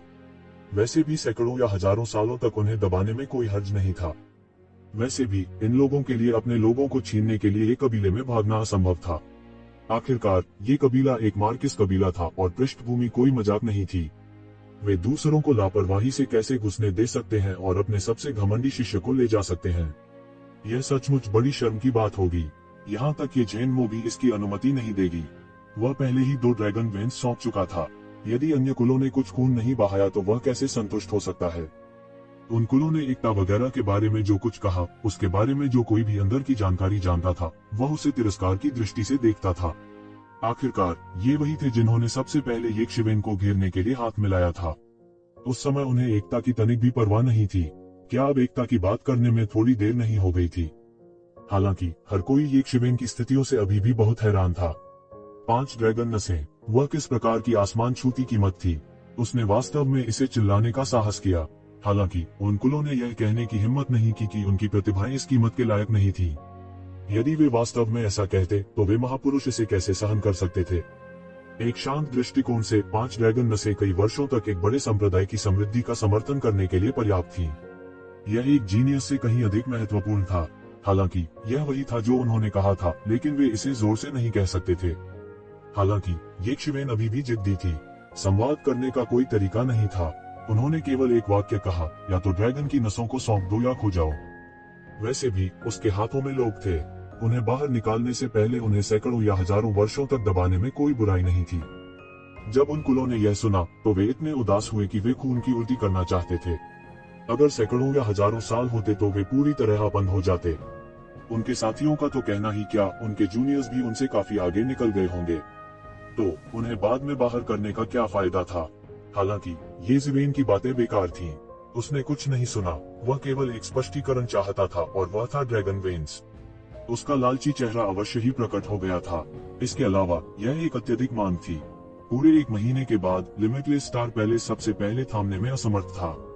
अंत में उन्होंने 5 ड्रैगन नसों के साथ यंग कंगहाई को वापस करने के लिए एक बुजुर्ग को भेजा। लिमिटलेस स्टार पैलेस के बाद थंडर क्लान आखिरकार अंदर और बाहर दोनों के दबाव का सामना नहीं कर सका। उन्होंने ली झेंगहुआ को 5 ड्रैगन नसों के साथ वापस लाने के लिए एक बुजुर्ग को भी भेजा। इस समय सभी की निगाहें म्यू कबीले की ओर मुड़ गईं। ताकत के मामले में म्यू क्लान वास्तव में थंडर क्लान और लिमिटलेस स्टार पैलेस की तुलना में बहुत अधिक अत्याचारी था। यह भी कहा जा सकता है कि थंडर क्लान और limitless star palace Mu clan के विरोधी नहीं हो सकते हैं, भले ही वे सेना में शामिल हो गए हों। इसलिए येशिवेन की स्पष्ट जबरन वसूली के सामने वे लोगों का सबसे कठिन समूह भी थे। उनका येशिवेन के साथ समझौता करने का बिल्कुल भी इरादा नहीं था और येशिवेन के लिए उन्हें जाने देना बहुत मुश्किल था। हालांकि येशिवेन, जिसने बड़ी रकम वसूलने का मन बना लिया था, आसानी से नहीं देगा। इसलिए उसने किसी भी चीज की परवाह नहीं की। अंत में केवल एक वाक्य था और वह था, अगर उन्हें पैसा चाहिए तो उन्हें 5 ड्रैगन वेन चाहिए। यह देने या न देने की बात थी। येज़ेबेल मूल रूप से जोड़ना जारी रखना चाहते थे, लेकिन उन्होंने सोचा कि यह थंडर कबीले को पूरी तरह से क्रोधित कर सकता है, इसलिए उन्होंने ऐसा नहीं किया। लेकिन फिर भी 5 ड्रैगन वेन्स भी एक खगोलीय धन थे। थंडर क्लान और लिमिटलेस स्टार पैलेस ताकत में ये क्लान के समान थे और वे अनुचित थे। इसके अलावा उन्होंने येज़ेबेल के जिद्दी चरित्र का सामना किया, इसलिए वे अंत में केवल असहाय रूप से सहमत हो सके। हालांकि न्यू क्लान अलग था। वे सन रॉयल कबीला थे, आधुनिक समय में पहले मानव राजा द्वारा बनाया गया एक शाही कबीला। स्वाभाविक रूप से उनका अपना गौरव था। वे येज़ेबेल की जबरन वसूली की शर्तों से कैसे सहमत हो सकते हैं? हालांकि येज़ेबेल बिल्कुल भी चिंतित नहीं थी। उसने थोड़ा थोड़ा इंतजार किया। आधे साल से अधिक के गतिरोध के बाद सभी तरह की अफवाहें फैल गईं, जिसमें कहा गया कि म्यू क्लान ने म्यू तियानिंग के जीवन और मृत्यु की बिल्कुल भी परवाह नहीं की। वे इतने निर्दयी थे कि वे शाही खानदान बनने के लायक ही नहीं थे। अंत में म्यू कबीले के पास येज़ेबेल के साथ बातचीत करने के लिए एक बुजुर्ग को भेजने के अलावा कोई विकल्प नहीं था, जबकि वह अपने दांत पीस रहा था। ये बुजुर्ग येज़ेबेल को अपनी ताकत दिखाना चाहता था। हालांकि किसने सोचा होगा कि इसके बजाय यूलियान उसे सबक सिखाएगा। वे अंततः समझ गए कि येज़ेबेल के पास एक दुर्जय विशेषज्ञ था, इसलिए वे उसे आसानी से सबक नहीं सिखा सकते थे। अंत में वे केवल असहाय रूप से म्यू तियानिंग के बदले में 5 ड्रैगन वेन सौंपने का विकल्प चुन सकते थे। इस खबर को सुनने के बाद कहा गया कि ये जेनमो का मूड भी काफी बेहतर था। हालांकि उसने 2 ड्रैगन नसें खो दी, लेकिन यह उसके जितना अच्छा नहीं था। वह कैसे खुश नहीं हो सकता था जब उसने देखा कि अन्य बलों के नुकसान उससे भी बदतर थे। यह भी आध्यात्मिक विजय का एक दुर्लभ तरीका था। इन 15 ड्रैगन वेन्स के अलावा 2 ड्रैगन वेन्स के साथ जिनका ये जेनमो ने आदान प्रदान किया था, येज़ेबेल अचानक रातों रात अमीर बन गई। 17 ड्रैगन वेन्स, इसका क्या मतलब था? इसका मतलब यह था कि अगर येज़ेबेल एक स्कूल की स्थापना के लिए बाहर जाता है, तो वह एक भयानक ताकत स्थापित करने में सक्षम होगा जो हॉ कबीले के बाद दूसरे स्थान पर होगी। इसके अलावा ड्रैगन वेन्स द्वारा लाए गए भाग्य पर भरोसा करते हुए उनका स्कूल हजारों वर्षों तक जारी रहेगा। येज़ेबेल को यह भी संदेह था कि अगर वह बाहर चला गया तो उस पर घात लगाकर हमला किया जा सकता है। हालांकि बहुत से लोग जानते थे कि येज़ेबेल के पास एक गुरु था। 17 ड्रैगन वेन्स का प्रलोभन कई लोगों को हताशा से जोखिम उठाने के लिए पर्याप्त था। विशेष रूप से वे पुराने राक्षस जो गहरे पहाड़ों और पुराने जंगलों में बंद दरवाजे के प्रशिक्षण में थे। आम लोगों की येज़ेबेल के बारे में कोई भी राय रखने की हिम्मत नहीं थी। यह खबर कि उसके पास एक स्वर्गीय क्षेत्र का मास्टर था थोड़ा थोड़ा करके लीक हो गया था। हालांकि यूलियान की विशिष्ट स्थिति को कोई नहीं जानता था। हालांकि सामान्य लोगों के लिए स्वर्ग क्षेत्र शब्द उन्हें चौंका देने के लिए पर्याप्त थे। इन पुराने राक्षसों के लिए यह काफी कम था, क्योंकि वे स्वयं स्वर्ग क्षेत्र के स्वामी थे। वे पहले से ही अमरत्व के पथ पर थे। एक ड्रैगन वेन का मूल्य उन्हें आगे जाने की अनुमति दे सकता है। अकेले 17 ड्रैगन वेन्स को छोड़ दें। मूल्य एक दर्जन व्यक्तिगत खेती संप्रदायों को लूटने से अलग नहीं था। इन लोभ भरी नजरों का सामना करते हुए येज़ेबेल और भी निर्दयी थी। सीधे नंबर 1 गुप्त दायरे के गठन के पुनर्निर्माण के बाद उसने सीधे नंबर 1 गुप्त दायरे में 17 ड्रैगन नसों में से 9 को मौके पर ही दफन कर दिया। सीधे 9 ड्रैगन मूल गठन की व्यवस्था की। 9 ड्रैगन नसें एक आध्यात्मिक नस के केंद्र में संघनित हो गईं और सीधे कुनपेन गंडे को उस पर रख दिया। यह येज़ेबेल की अब तक की सबसे बड़ी कीमत थी। यदि यह 9 ड्रैगन नसों से कम था, भले ही कुनपेन रचा गया हो, तो यह अंततः उसकी सहज योग्यता को प्रभावित करेगा और यहाँ तक उसकी अर्जित उपलब्धियों को भी प्रभावित करेगा। अधिक अत्याचारी दौड़ के लिए अधिक महत्वपूर्ण सहज योग्यता थी। सहज योग्यता और रक्त रेखा उनकी मौलिक शक्ति को प्रभावित करेगी। कुछ अत्याचारी जनजात नस्लें स्वर्ग क्षेत्र के स्वामी के रूप में पैदा हो सकती हैं। उनका शुरुआती बिंदु ऊंचा था, इसलिए उनकी भविष्य की उपलब्धियां भी ऊंची होंगी। हालांकि 9 ड्रैगन नसें 99 ड्रैगन नसों के रूप में स्वर्ग विरोधी नहीं थी। यह कुनपेन के सामान्य रूप से पैदा होने के लिए पर्याप्त थी। हालांकि शर्त यह थी कि सभी 9 ड्रैगन वेन्स को एक बार में ही खत्म करना था। यदि यह 99 ड्रैगन नसें होती, तो यह एक बार में अवशोषित नहीं होती।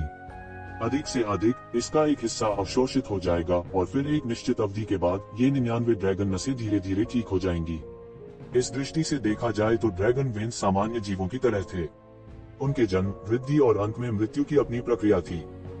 जब तक ड्रैगन की नसें स्वाभाविक रूप से नहीं मरती या गंभीर रूप से घायल नहीं होती, तब तक वे थोड़ा थोड़ा करके ठीक हो सकते थे।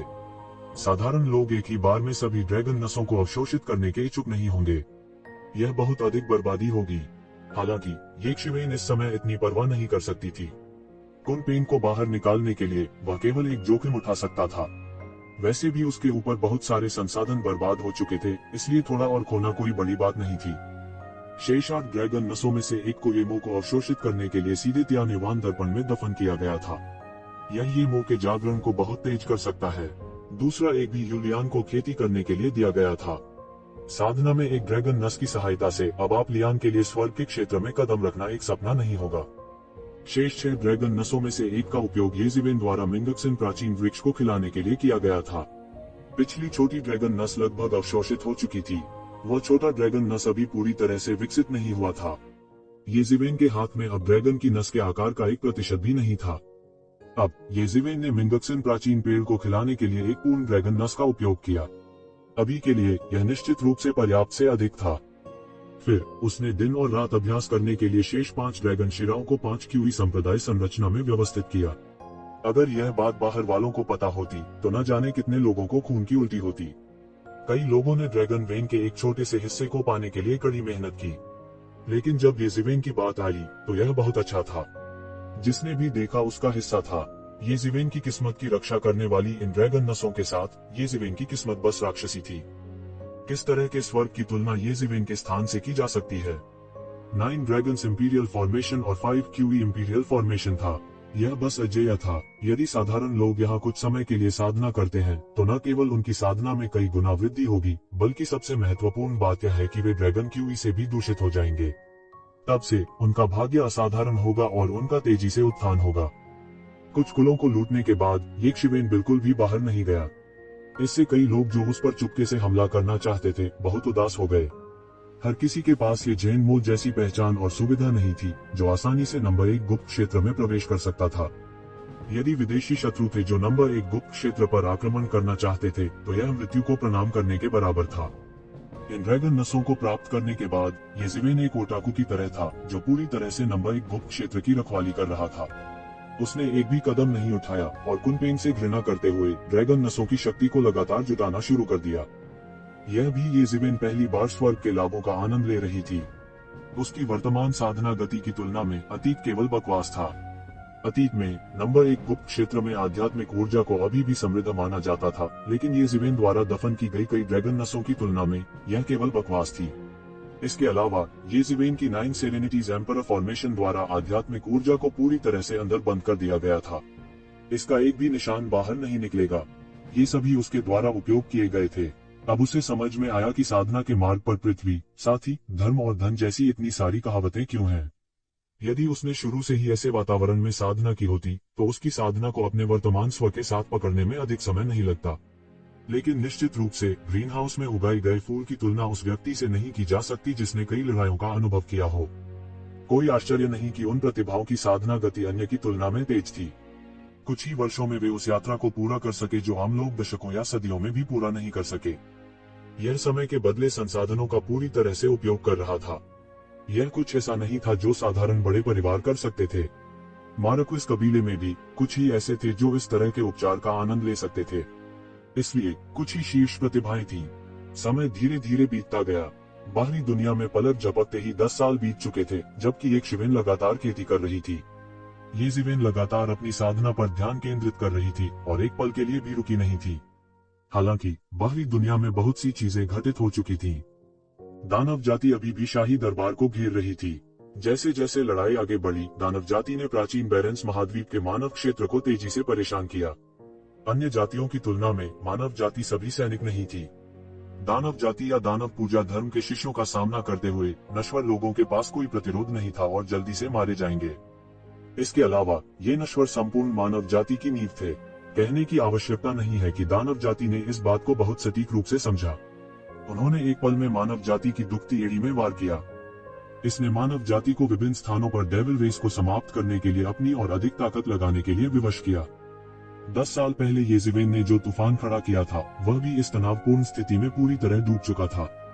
येजिवेन के एक झटके में पहला स्थान हासिल करने के बाद वह उतना प्रसिद्ध नहीं हुआ जितना कि बहुत से लोगों ने कल्पना की थी। इसके विपरीत वह एक वैरागी जीवन व्यतीत करता था। जहाँ तक की बात है, वे इस अवधि के दौरान बढ़ते रहे। धीरे धीरे बहुत से लोग येशिवेन के अस्तित्व के बारे में धीरे धीरे भूल गए या अस्थायी रूप से भूल गए। और इस दिन येजिवेन, जो ड्रैगन वेन्स के बीच में था, ने आखिरकार अपनी आंखें खोली। उसके सामने 9 ड्रैगन नसों के केंद्र में कुनपेंग अंडा आखिरकार चला गया। कुनपेंग अंडे की सतह पर दरारें दिखाई दी और नंबर 1 सीक्रेट दायरे में एक बचकानी चीख सुनाई दी। डॉट, दरार, दरार, अल्पविराम। कुनपेंग का अंडा थोड़ा थोड़ा करके फटा और फिर एक पक्षी ने अंडे के छिलके को थोड़ा थोड़ा करके चोंच मारी। ये शिवेन को देखते ही उसने तुरंत एक हंसमुख मुस्कान प्रकट की। हालांकि यह सिर्फ एक पक्षी था, कुनपेंग की अभिव्यक्ति काफी मानवीय थी। वास्तव में कुनपेंग के आकार को छोड़कर उसका आईक्यू सामान्य लोगों की तुलना में बहुत अधिक था। ये शिवेन पिछले 10 सालों से ड्रैगन वेन्स का इस्तेमाल कर रही थी ताकि इसे हैच किया जा सके। ग्रेट बीस्ट टैमिंग तकनीक के अलावा कुनपेंग ने ये शिवेन के साथ एक बच्चे की तरह व्यवहार किया, जिससे वह ये शिवेन पर निर्भर हो गया। कुनपेंग की आभा का विस्तार जारी रहा और आसपास के नियम उसके शरीर के चारों ओर संघनित हो गए। यह जिस क्षण पैदा हुआ था, अपनी आभा बिखेरते हुए यह एक पारलौकिक क्षेत्र बिजलीघर था। हालांकि कुनपेंग जन्म के समय एक उत्कृष्ट दायरे के बिजलीघर थे और उन्होंने असाधारण प्रतिभा दिखाई, ये शिवेन बहुत खुश नहीं थे। 9 ड्रैगन वेन्स, 9 अकेले रहने दें, यहाँ तक एक स्वर्ग अंत क्षेत्र मास्टर बनाने के लिए पर्याप्त था। अंत में कुनपेंग द्वारा उन सभी को निगलने के बाद यह केवल ट्रांसेंडेंट दायरे में पहुंचा। वह वास्तव में कहना चाहता था कि यह आदमी वास्तव में एक बेकार था, लेकिन अपने बारे में सोचते हुए वह ज्यादा बेहतर नहीं था, इसलिए वह केवल इसके बारे में भूल सकता था। कुनपेंग की तुलना में जो एक अथाह ब्लैक होल था, ये शिवेन ज्यादा बेहतर नहीं था। सौभाग्य से हैचिंग के बाद कुनपेंग को इस तरह खिलाने की जरूरत नहीं पड़ी, नहीं तो ये शिवेन पहले दिवालिया हो जाएगी। उष्मायन के 10 वर्षों के बाद कुनपेंग अंत में अंडे से निकले, लेकिन 9 ड्रैगन वेन्स भी इसके द्वारा पूरी तरह से अवशोषित कर लिए गए। ये शिवेन के पास केवल 8 ड्रैगन वेन्स बची थी, लेकिन कुछ हद तक ये शिवेन अभी भी बहुत अमीर थी। 10 वर्षों में उसने पूरी तरह से दिव्य क्षेत्र शिखर के 6ठे स्तर पर कदम रख दिया था।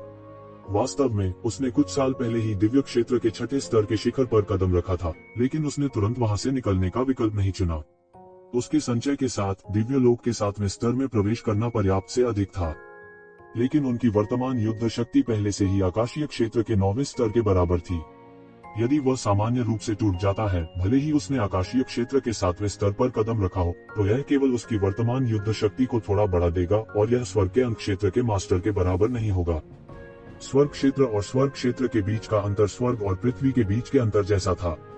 यहाँ तक अगर उसकी युद्ध क्षमता स्वर्ग क्षेत्र के एक सामान्य 9वें स्वर्ग को पूरी तरह से हरा सकती है, तब भी उसके लिए स्वर्ग क्षेत्र के विशेषज्ञ के लिए एक मैच होना असंभव था। अपनी वर्तमान स्थिति के साथ यदि वह थोड़े समय में आकाशीय क्षेत्र के विशेषज्ञों के विरुद्ध जाना चाहता है, तो उसे या तो आकाशीय क्षेत्र के 7वें स्वर्ग में कदम रखते समय कुछ करना होगा, या उसे सभी को ऊपर उठाना होगा आकाशीय क्षेत्र के 9वें स्वर्ग का मार्ग के माध्यम से तोड़ने से पहले। हालांकि इसके स्वरूप से दिव्य क्षेत्र के 9वें आकाश तक पहुंचने में लंबा समय लगेगा, दिव्य क्षेत्र में कदम रखना तो दूर की बात है। यहाँ तक कि क्यूओंग और अन्य लोगों ने कहा कि दिव्य क्षेत्र तक पहुंचने में काफी समय लगेगा। इसलिए ये शिवेन ने पहले एक ठोस नींव बनाने का फैसला किया। समय आने पर उसकी युद्धक शक्ति सीधे आकाशीय क्षेत्र में टूट जाएगी। पूरे 10 साल से वह ड्रैगन वेन्स में खेती कर रहा था। इसके अलावा वह 5 ड्रैगन वेन्स में खेती कर रहा था। कोई सोच सकता है कि उसने कितना जमा किया था। यह इस संचय के कारण था कि वह एक ही बार में आकाशीय क्षेत्र के 7वें स्तर में प्रवेश करने की महत्वाकांक्षा रखता था, जिससे उसकी युद्ध शक्ति एक ही बार में दिव्य क्षेत्र में आ जाती थी। सभी नींव और संचय को युद्ध शक्ति में बदलना। इन 10 वर्षों में हालांकि ये शिवेन बाहर नहीं गई थी, फिर भी वह बाहरी दुनिया से पूरी तरह अनभिज्ञ नहीं थी। इस अवधि के दौरान ये कियान भी लंबे समय के लिए प्रशिक्षण के लिए आया था और कुछ ही समय में आया था। ये शिवेन को जिस संचयन को तोड़ने की जरूरत थी वह बहुत गहरा था। यहाँ तक बहुत से जीनियस जो आकाशीय क्षेत्र तक पहुँचना चाहते थे, उन्हें भी इतने गहरे संचय की आवश्यकता नहीं हो सकती है। इन कुछ वर्षों में दानव जाति के आक्रमण के कारण सभी प्रमुख ताकतें युवा पीढ़ी को साधने की गति को तेज करने लगी। आखिरकार इस अराजक दुनिया में अगर संसाधनों और न जाने क्या क्या युद्ध शक्ति में परिवर्तित नहीं किया जा सकता है, तो सब कुछ बर्बाद हो जाएगा। कुछ खजाने जो वे उपयोग करने के लिए अनिच्छुक थे, इस समय इन प्रतिभाओं पर बिना किसी हिचकिचाहट के उपयोग किए गए थे, ताकि युवा विशेषज्ञों की इस पीढ़ी की क्षमता को अधिकतम किया जा सके और उनकी लड़ाकू शक्ति को बढ़ाया जा सके। मूल रूप से ये क्यूओंग ने कहा था कि उस समय की उसकी स्थिति के साथ यह बहुत अच्छा होगा यदि वह 50 वर्षों के भीतर दिव्य क्षेत्र में पहुंच सके। वास्तव में उन्हें इतने समय की आवश्यकता नहीं थी। 1 साल पहले ये क्यूओंग पहले ही दिव्य लोक में पहुंच चुका था और दिव्य लोक क्लेश को पार कर चुका था। ये कबीले में आकाशीय क्षेत्र में सबसे पहले पहुंचने वाला कोई और नहीं बल्कि ये जुकोंग था। परमेश्वर के पुत्र की वंशावली के रूप में यह भी कहा जा सकता है कि वह साधना में प्रकृति द्वारा आशीषित था। बोलने में कोई बाधा नहीं थी। जब तक वह पर्याप्त जमा करता है, वह स्वाभाविक रूप से अगले क्षेत्र में कदम रखेगा। यह बिंदु पहले इतना स्पष्ट नहीं था, लेकिन जब उसने आकाशीय क्षेत्र की बड़ी बाधा का सामना किया तो उसका लाभ पूरी तरह से प्रदर्शित हुआ। मूल रूप से येज़ेबेल के पास सहायक होने के बावजूद ये कबीले के बीच वह सबसे होनहार व्यक्ति था। ऐसा इसलिए था क्योंकि पुरानी पीढ़ी अच्छी तरह से जानती थी कि दिव्य क्षेत्र को तोड़ना कितना कठिन है, और जो जितना आगे जाएगा उसे तोड़ना उतना ही कठिन होगा। जैसे जैसे कोई आगे बढ़ता गया, परमेश्वर के पुत्र का लाभ और अधिक स्पष्ट होता गया, जबकि अन्य धीरे धीरे तेजी से शक्तिशाली अवरोध के कारण धीमे हो गए। केवल परमेश्वर का पुत्र बिना किसी बाधा के पार कर सका। निश्चित रूप से यह बिंदु सबसे अच्छा प्रमाण था। आकाशीय क्षेत्र में सबसे पहले पहुंचने वाले ये जुकोन थे। येज़ेबेल के बंद दरवाजे के प्रशिक्षण के दूसरे वर्ष में ये कबीले के अनगिनत संसाधनों के साथ वह सीधे आकाशीय क्षेत्र में घुस गया। एक पल में उसकी प्रतिष्ठा बढ़ गई, सीधे तौर पर येज़ेबेल पर हावी हो गई, जिसने पहला स्थान प्राप्त किया था। ये कबीले का उल्लेख तो दूर, यहाँ तक 4 दिग्गज, फावुशुंग और अन्य भी उसकी जितनी तेजी से प्रगति नहीं कर सके। ये जुकोन के दिव्य क्षेत्र में प्रवेश करने के तीसरे वर्ष तक यह नहीं था कि 4 दिग्गज, फावुशुंग और अन्य क्रमिक रूप से दिव्य क्षेत्र में प्रवेश कर गए। हालांकि इस प्रगति को चौंकाने वाला कहा जा सकता है, और कुछ लोगों ने पहले ही इस पीढ़ी को सुनहरी पीढ़ी के रूप में मान लिया था, जो मानव जाति के इतिहास में दुर्लभ थी। ये जुकोन की गति की तुलना में वे अभी भी हीन थे। गीजे की तरह फूटने वाली प्रतिभाओं की इस स्थिति ने भी कई लोगों को असहज महसूस कराया, क्योंकि इतिहास ने साबित कर दिया था कि जब भी ऐसी स्थिति होती है जहां एक गीजे की तरह प्रतिभाएं फूटती हैं, तो एक स्वर्ण युग का मतलब अक्सर होता है कि एक बड़ी आपदा आने वाली है। विशेष रूप से अब जबकि मानव जाति के अंदर और बाहर दोनों ओर से एक पिनर का हमला हुआ था, इसने इस कथन को और भी अधिक मान्यता प्रदान कर दी। और फिर अन्य जातियों से आई खबरों ने सभी के दिलों पर छाया डाली। अन्य समूह भी मानव जाति की तरह थे। प्रतिभाएं एक गीजर की तरह प्रस्फुटित होती थीं। ऐसी युवा प्रतिभाएं थीं जो क्रमिक रूप से आकाशीय क्षेत्र की दहलीज को पार कर गईं और प्राचीन बैरन्स के प्रभावशाली व्यक्ति बन गईं। इसने कई लोगों को भ्रमित कर दिया। इस दुनिया में क्या चल रहा था? पिछले कुछ दशकों में ऐसा एक भी व्यक्ति नहीं हो सकता है जो दिव्य क्षेत्र में प्रवेश कर सके। एक बार पैदा होने के बाद दुनिया के लिए एक बड़ा उत्सव और घोषणा होगी। अब सड़क के किनारे गोभी की तरह प्रतिभाओं का एक सतत प्रवाह था, और यह केवल युवा पीढ़ी ही नहीं थी, यहाँ तक पुरानी पीढ़ी के कई लोग भी अपने मूल दायरे से बाहर हो गए थे। कई लोग खुश तो थे, लेकिन चिंतित भी थे। एक तरह से यह अच्छा संकेत नहीं था, खासकर जब इसने प्राचीन बेरेंस की सभी प्रमुख जातियों को प्रभावित किया। तो यह और भी स्पष्ट था कि इस बार जो बड़ी आपदा आने वाली थी वह असाधारण होगी। ये जुकोन के बाद ये क्यूओंग और ये कूंग भी पिछले 2 वर्षों में टूट गए थे, लगभग एक के बाद एक आकाशीय क्षेत्र में कदम रख रहे थे। मूल रूप से ये कूंग ये क्यूओंग से बहुत आगे थे, लेकिन अब ये क्यूओंग ने पकड़ बना ली थी। ये जुकोन के बाद ये दोनों ये परिवार बन गए, और 2 और युवा प्रतिभाओं ने आकाशीय क्षेत्र में कदम रखा। उनके अलावा ये लुवान, ये जिंगे और अन्य भी दिव्य लोक से बस एक कदम दूर थे। हालांकि येज़ेबेल को पता था कि जिसने वास्तव में ये जुकोन के बाद दिव्य क्षेत्र में कदम रखा था, वह कोई और नहीं बल्कि ये कियान था। वास्तव में ये जुकोन के दिव्य क्षेत्र में कदम रखने के 2 साल बाद ये कियान पहले ही दिव्य क्षेत्र में कदम रख चुका था। ये कियान के दिव्य क्षेत्र में कदम रखने के बाद उसने कुछ समय के लिए येज़ेबेल की ड्रैगन वेन में साधना की। अपने दायरे को मजबूत करने के बाद वह चुपचाप चली गई। येज़ेबेल ने विस्तार से नहीं पूछा, लेकिन मोटे तौर पर वह कुछ जानता था। ऐसा लगता था कि ये कियान की कुछ यादें जागृत हो गई थी, और उसकी साधना को आगे बढ़ाने के लिए उसे नहीं पता था कि वह किस स्थान पर गई थी। इससे येज़ेबेल को बहुत धक्का लगा। मूल रूप से उसने सोचा था कि यह अफवाह कि ये कियान एक प्राचीन देवी का पुनर्जन्म था, ज्यादातर बकवास थी। पहले ये कियान ने भी कहा था कि वह इसके बारे में स्पष्ट नहीं थी, लेकिन कौन जानता था कि दिव्य क्षेत्र में प्रवेश करने के बाद उसने वास्तव में अपनी यादों का एक हिस्सा जगाया। यह मामला वास्तव में निराधार नहीं था, बल्कि वास्तव में हुआ था। हालांकि ये कियान के अलावा केवल येज़ेबेल ही इस मामले के बारे में जानती थी। हालांकि बाहर कई अटकलें थीं, अटकलें सिर्फ अटकलें थीं। वास्तव में ऐसे कई लोग थे जिनके पास ऐसी अफवाहें थी, और कई लोगों के पास एक देवता के पुनर्जन्म की अफवाहें थी। तमाम तरह की अफवाहें थी, लेकिन अफवाहें सिर्फ अफवाहें थी, और किसी ने वास्तव में उन्हें सत्यापित नहीं किया था। हालांकि ये कियान ही एकमात्र ऐसी चीज थी जिसके बारे में येज़ेबेल सुनिश्चित हो सकती थी। हालांकि वह नहीं जानता था कि उसने यह कैसे किया। इसमें कोई संदेह नहीं था कि इसके पीछे कोई रहस्य होगा। ये कियान ने यह नहीं कहा, और येज़ेबेल ने बहुत अधिक नहीं पूछा। इसकी कोई आवश्यकता नहीं थी। इन कुछ प्रतिभाओं के अलावा जो पहले ही दिव्य क्षेत्र में कदम रख चुके थे, कई अन्य प्रतिभाएं भी थीं जो इन कुछ वर्षों में उभरी थीं। यद्यपि वे इन विशेषज्ञों से तुलना नहीं कर सकते थे जो पहले ही आकाशीय क्षेत्र में कदम रख चुके थे, वे 10 साल पहले की तुलना में अधिक मजबूत थे। यह कहा जा सकता है कि वे एक पल में कई स्तरों तक बढ़ गए थे। इन 10 वर्षों में ये जीवेन एकांत में रहे थे और धीरे धीरे वे उन्हें भूल गए थे। इन 10 सालों में ऐसे बहुत से लोग थे जिन्होंने दुनिया को हिलाकर रख दिया था और वह अब सुर्खियों में नहीं थे। हालांकि उन्होंने इसकी बिल्कुल भी परवाह नहीं की। वह अपनी योजना के अनुसार कदम दर कदम आगे बढ़ा और 10 साल के संचय और तैयारी के बाद आखिरकार वह दिव्य क्षेत्र के 7वें स्तर को पार करने की कोशिश करने जा रहा था। उसके सामने छोटा कुनपेंग अंडे के छिलके को खाने लगा। हर बाइट के साथ इसकी आभा एक पायदान ऊपर उठती थी। इसे पारलौकिक क्षेत्र के दूसरे स्तर पर चढ़ने में अधिक समय नहीं लगा। ये शिवेन यह देखकर अवाक रह गई। हालांकि कुनपेंग प्रतिभाशाली थे, लेकिन इस तरह के सुधार के तरीके ने उन्हें पूरी तरह से अवाक कर दिया। यह तो कौतूहलपूर्ण बात थी। यहाँ तक उसे भी इस छोटे कुनपेंग से थोड़ी जलन हो रही थी। यह सिर्फ खाकर ही अपने दायरे को आगे बढ़ा सकता था। अगर इसे फैलाया गया तो बहुत से लोग ईर्ष्या करेंगे। यह न केवल अनगिनत संसाधनों की बर्बादी थी, बल्कि सामान्य लोगों के लिए यह भी आवश्यक था कि यदि वे आगे बढ़ना चाहते हैं तो उनके पास क्षेत्र की पर्याप्त समझ होनी चाहिए। अन्यथा बिल्कुल भी आगे बढ़ना असंभव था। हालांकि यह कुनपेंग की उन्नति खाने पीने की तरह ही सरल थी। यह मौके पर आगे बढ़ा। पिछले 10 वर्षों में येजीवेन ने भी कुनपेंग के बारे में बहुत सारी जानकारी खोजी थी। वह जानता था कि कुनपेंग अन्य अशुभ जानवरों की तरह अपने वंश के माध्यम से ज्ञान प्राप्त करता है। वे अपने पूर्वजों से मार्शल आर्ट की समझ के साथ पैदा हुए थे, इसलिए इससे पहले कि वे एक निश्चित दायरे में पहुंचे उन्हें समझने की जरूरत ही नहीं पड़ी। खजानों को खाकर ही उनकी खेती बिना किसी सीक्वेल के आसमान छू सकती थी। ये शिवेन वास्तव में उसकी प्रतिभा से ईर्ष्या करते थे। इस तरह का सहज लाभ कुछ ऐसा नहीं था जिससे ये शिवेन ईर्ष्या कर सकती थी। उदाहरण के लिए यीशुकून परमेश्वर का पुत्र था। उनकी खेती में लगभग कोई बाधा नहीं थी। यही वह जगह भी थी जहां ये शिवेन उसके साथ तुलना नहीं कर सकती थी।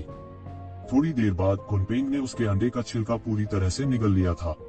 इसकी खेती सीधे ट्रांसेंडेंट रियलम 5वें स्तर के शिखर तक पहुंच गई और यह उस तरह का अस्तित्व था जो आसानी से उसी दायरे में रहने वालों को हरा सकता था।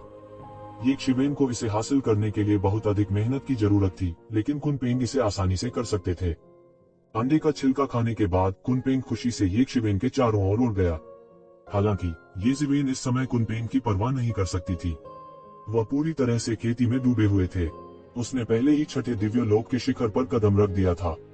वह बहुत पहले 7वें आकाशीय क्षेत्र में कदम रख सकता था, लेकिन उसे एक गहरी नींव जमा करने की जरूरत थी। इस वजह से जिस दायरे की बाधा को आसानी से तोड़ा जा सकता था, उसे पार करना और भी मुश्किल हो गया। उसके शरीर के चारों ओर ड्रैगन की 5 नसें 5 विशाल ड्रैगन छाया में बदल गईं, लगातार लिंकी को उसके शरीर में उगलती रहीं। उनके शरीर से निरंतर असंख्य शक्तियां निकल रही थीं। एक विशाल प्राचीन वृक्ष लगातार 7 रंगों वाली दिव्य रोशनी बिखेर रहा था और ये जीवन को लगातार घेरे हुए था। ये जीवन हमेशा स्पष्टता और शांति की स्थिति में थे। प्राचीन ईश्वर शास्त्र का पृष्ठ भी देवताओं की शक्ति का उत्सर्जन करने लगा। यह ऐसा था जैसे कोई देवता शास्त्र पढ़ रहा हो, पवित्र और गंभीर। मार्शल, फाइटिंग और सील शब्द भी एक साथ काम कर रहे थे। दिव्य सत्ता के दायरे की 7वीं स्वर्गीय परत में प्रवेश करने के लिए ये जीवन पहले से ही किसी चीज पर नहीं रुकी थी। यह वह था जिसने आकाशीय अस्तित्व क्षेत्र की 6ठी स्वर्गीय परत की बाधा को अतुलनीय रूप से गहरा बनाया। यदि वह इसे तोड़ने में असमर्थ होता तो यह अपने चारों ओर एक कोकून घुमाने की स्थिति बन जाती। इस दुनिया में फ्री लंच जैसी कोई चीज नहीं थी। कोई जिस प्रकार की शक्ति प्राप्त करना चाहता था, उसके लिए उसे एक निश्चित कीमत चुकानी पड़ती थी। थोड़ा थोड़ा करके वे सभी काम करने लगे। 5 ड्रैगन शिराओं ने उसके शरीर के चारों ओर एक 5 क्यूई शाही संरचना का गठन किया। अनगिनत लिंकी को एक लंबी नदी में संघनित करके उसके शरीर में भर दिया। शक्तिशाली शक्ति ने पूरे नंबर 1 गुप्त दायरे को काम दिया। लगता था समय रुक गया है। पूरा नंबर 1 सीक्रेट रियल्म खामोश था। ये जीवेन के बंद दरवाजे के प्रशिक्षण के अलावा यूलियान को इस ड्रैगन नस की शक्ति को पचाने के लिए बंद दरवाजे के प्रशिक्षण में भी शामिल किया गया था। त्यानेवान मेरा भी हेमो के अवचेतन के प्रभाव में उस ड्रैगन नस की शक्ति को पागलपन से अवशोषित कर रहा था। कुनपेंग बहुत ऊब गया था और ये शिवेन के चारों ओर चक्कर लगाने लगा, लेकिन जल्द ही उसे पता चला कि यह बिल्कुल भी दिलचस्प नहीं था और लगातार रोना शुरू कर दिया। यद्यपि वह अभी भी युवा था, उसके पास पहले से ही आकाश और समुद्र के भविष्य के अधिपति की विस्मयकारी आभा थी। उसके चारों ओर हवा और पानी के अनगिनत नियम संघनित हो गए और उसके मुंह के एक आकस्मिक उद्घाटन के साथ हवा के अनगिनत कानून हवा के ब्लेड में बदल गए जो आकाश को भर गए और उड़ गए। यह उसकी जन्मजात जादुई शक्ति थी और उसे इसे सिखाने के लिए लगभग किसी की आवश्यकता नहीं थी। यह पूरी तरह से स्व सिखाया गया था। सामान्य लोगों के विपरीत, जिन्होंने सबसे पहले मार्शल आर्ट चालें सीखी, कुनपेन का जन्म कानून से लड़ने के लिए हुआ था। आम लोगों की तुलना में इसका शुरुआती बिंदु वास्तव में बहुत अधिक था। यदि ये जिवेन ने इसे जबरन नहीं रोका था, तो इसके सामान्य विकास के अनुसार यह डर था कि यह एक आकाशीय क्षेत्र के भयंकर जानवर के रूप में पैदा होगा, जो कई भयंकर जानवरों को नीचे देखने में सक्षम है और शीर्ष 10 भयंकर जानवरों में से एक के रूप में स्थान दिया गया है। प्राचीन काल का। जल्द ही यह कुनपेन खेलते खेलते थक गया।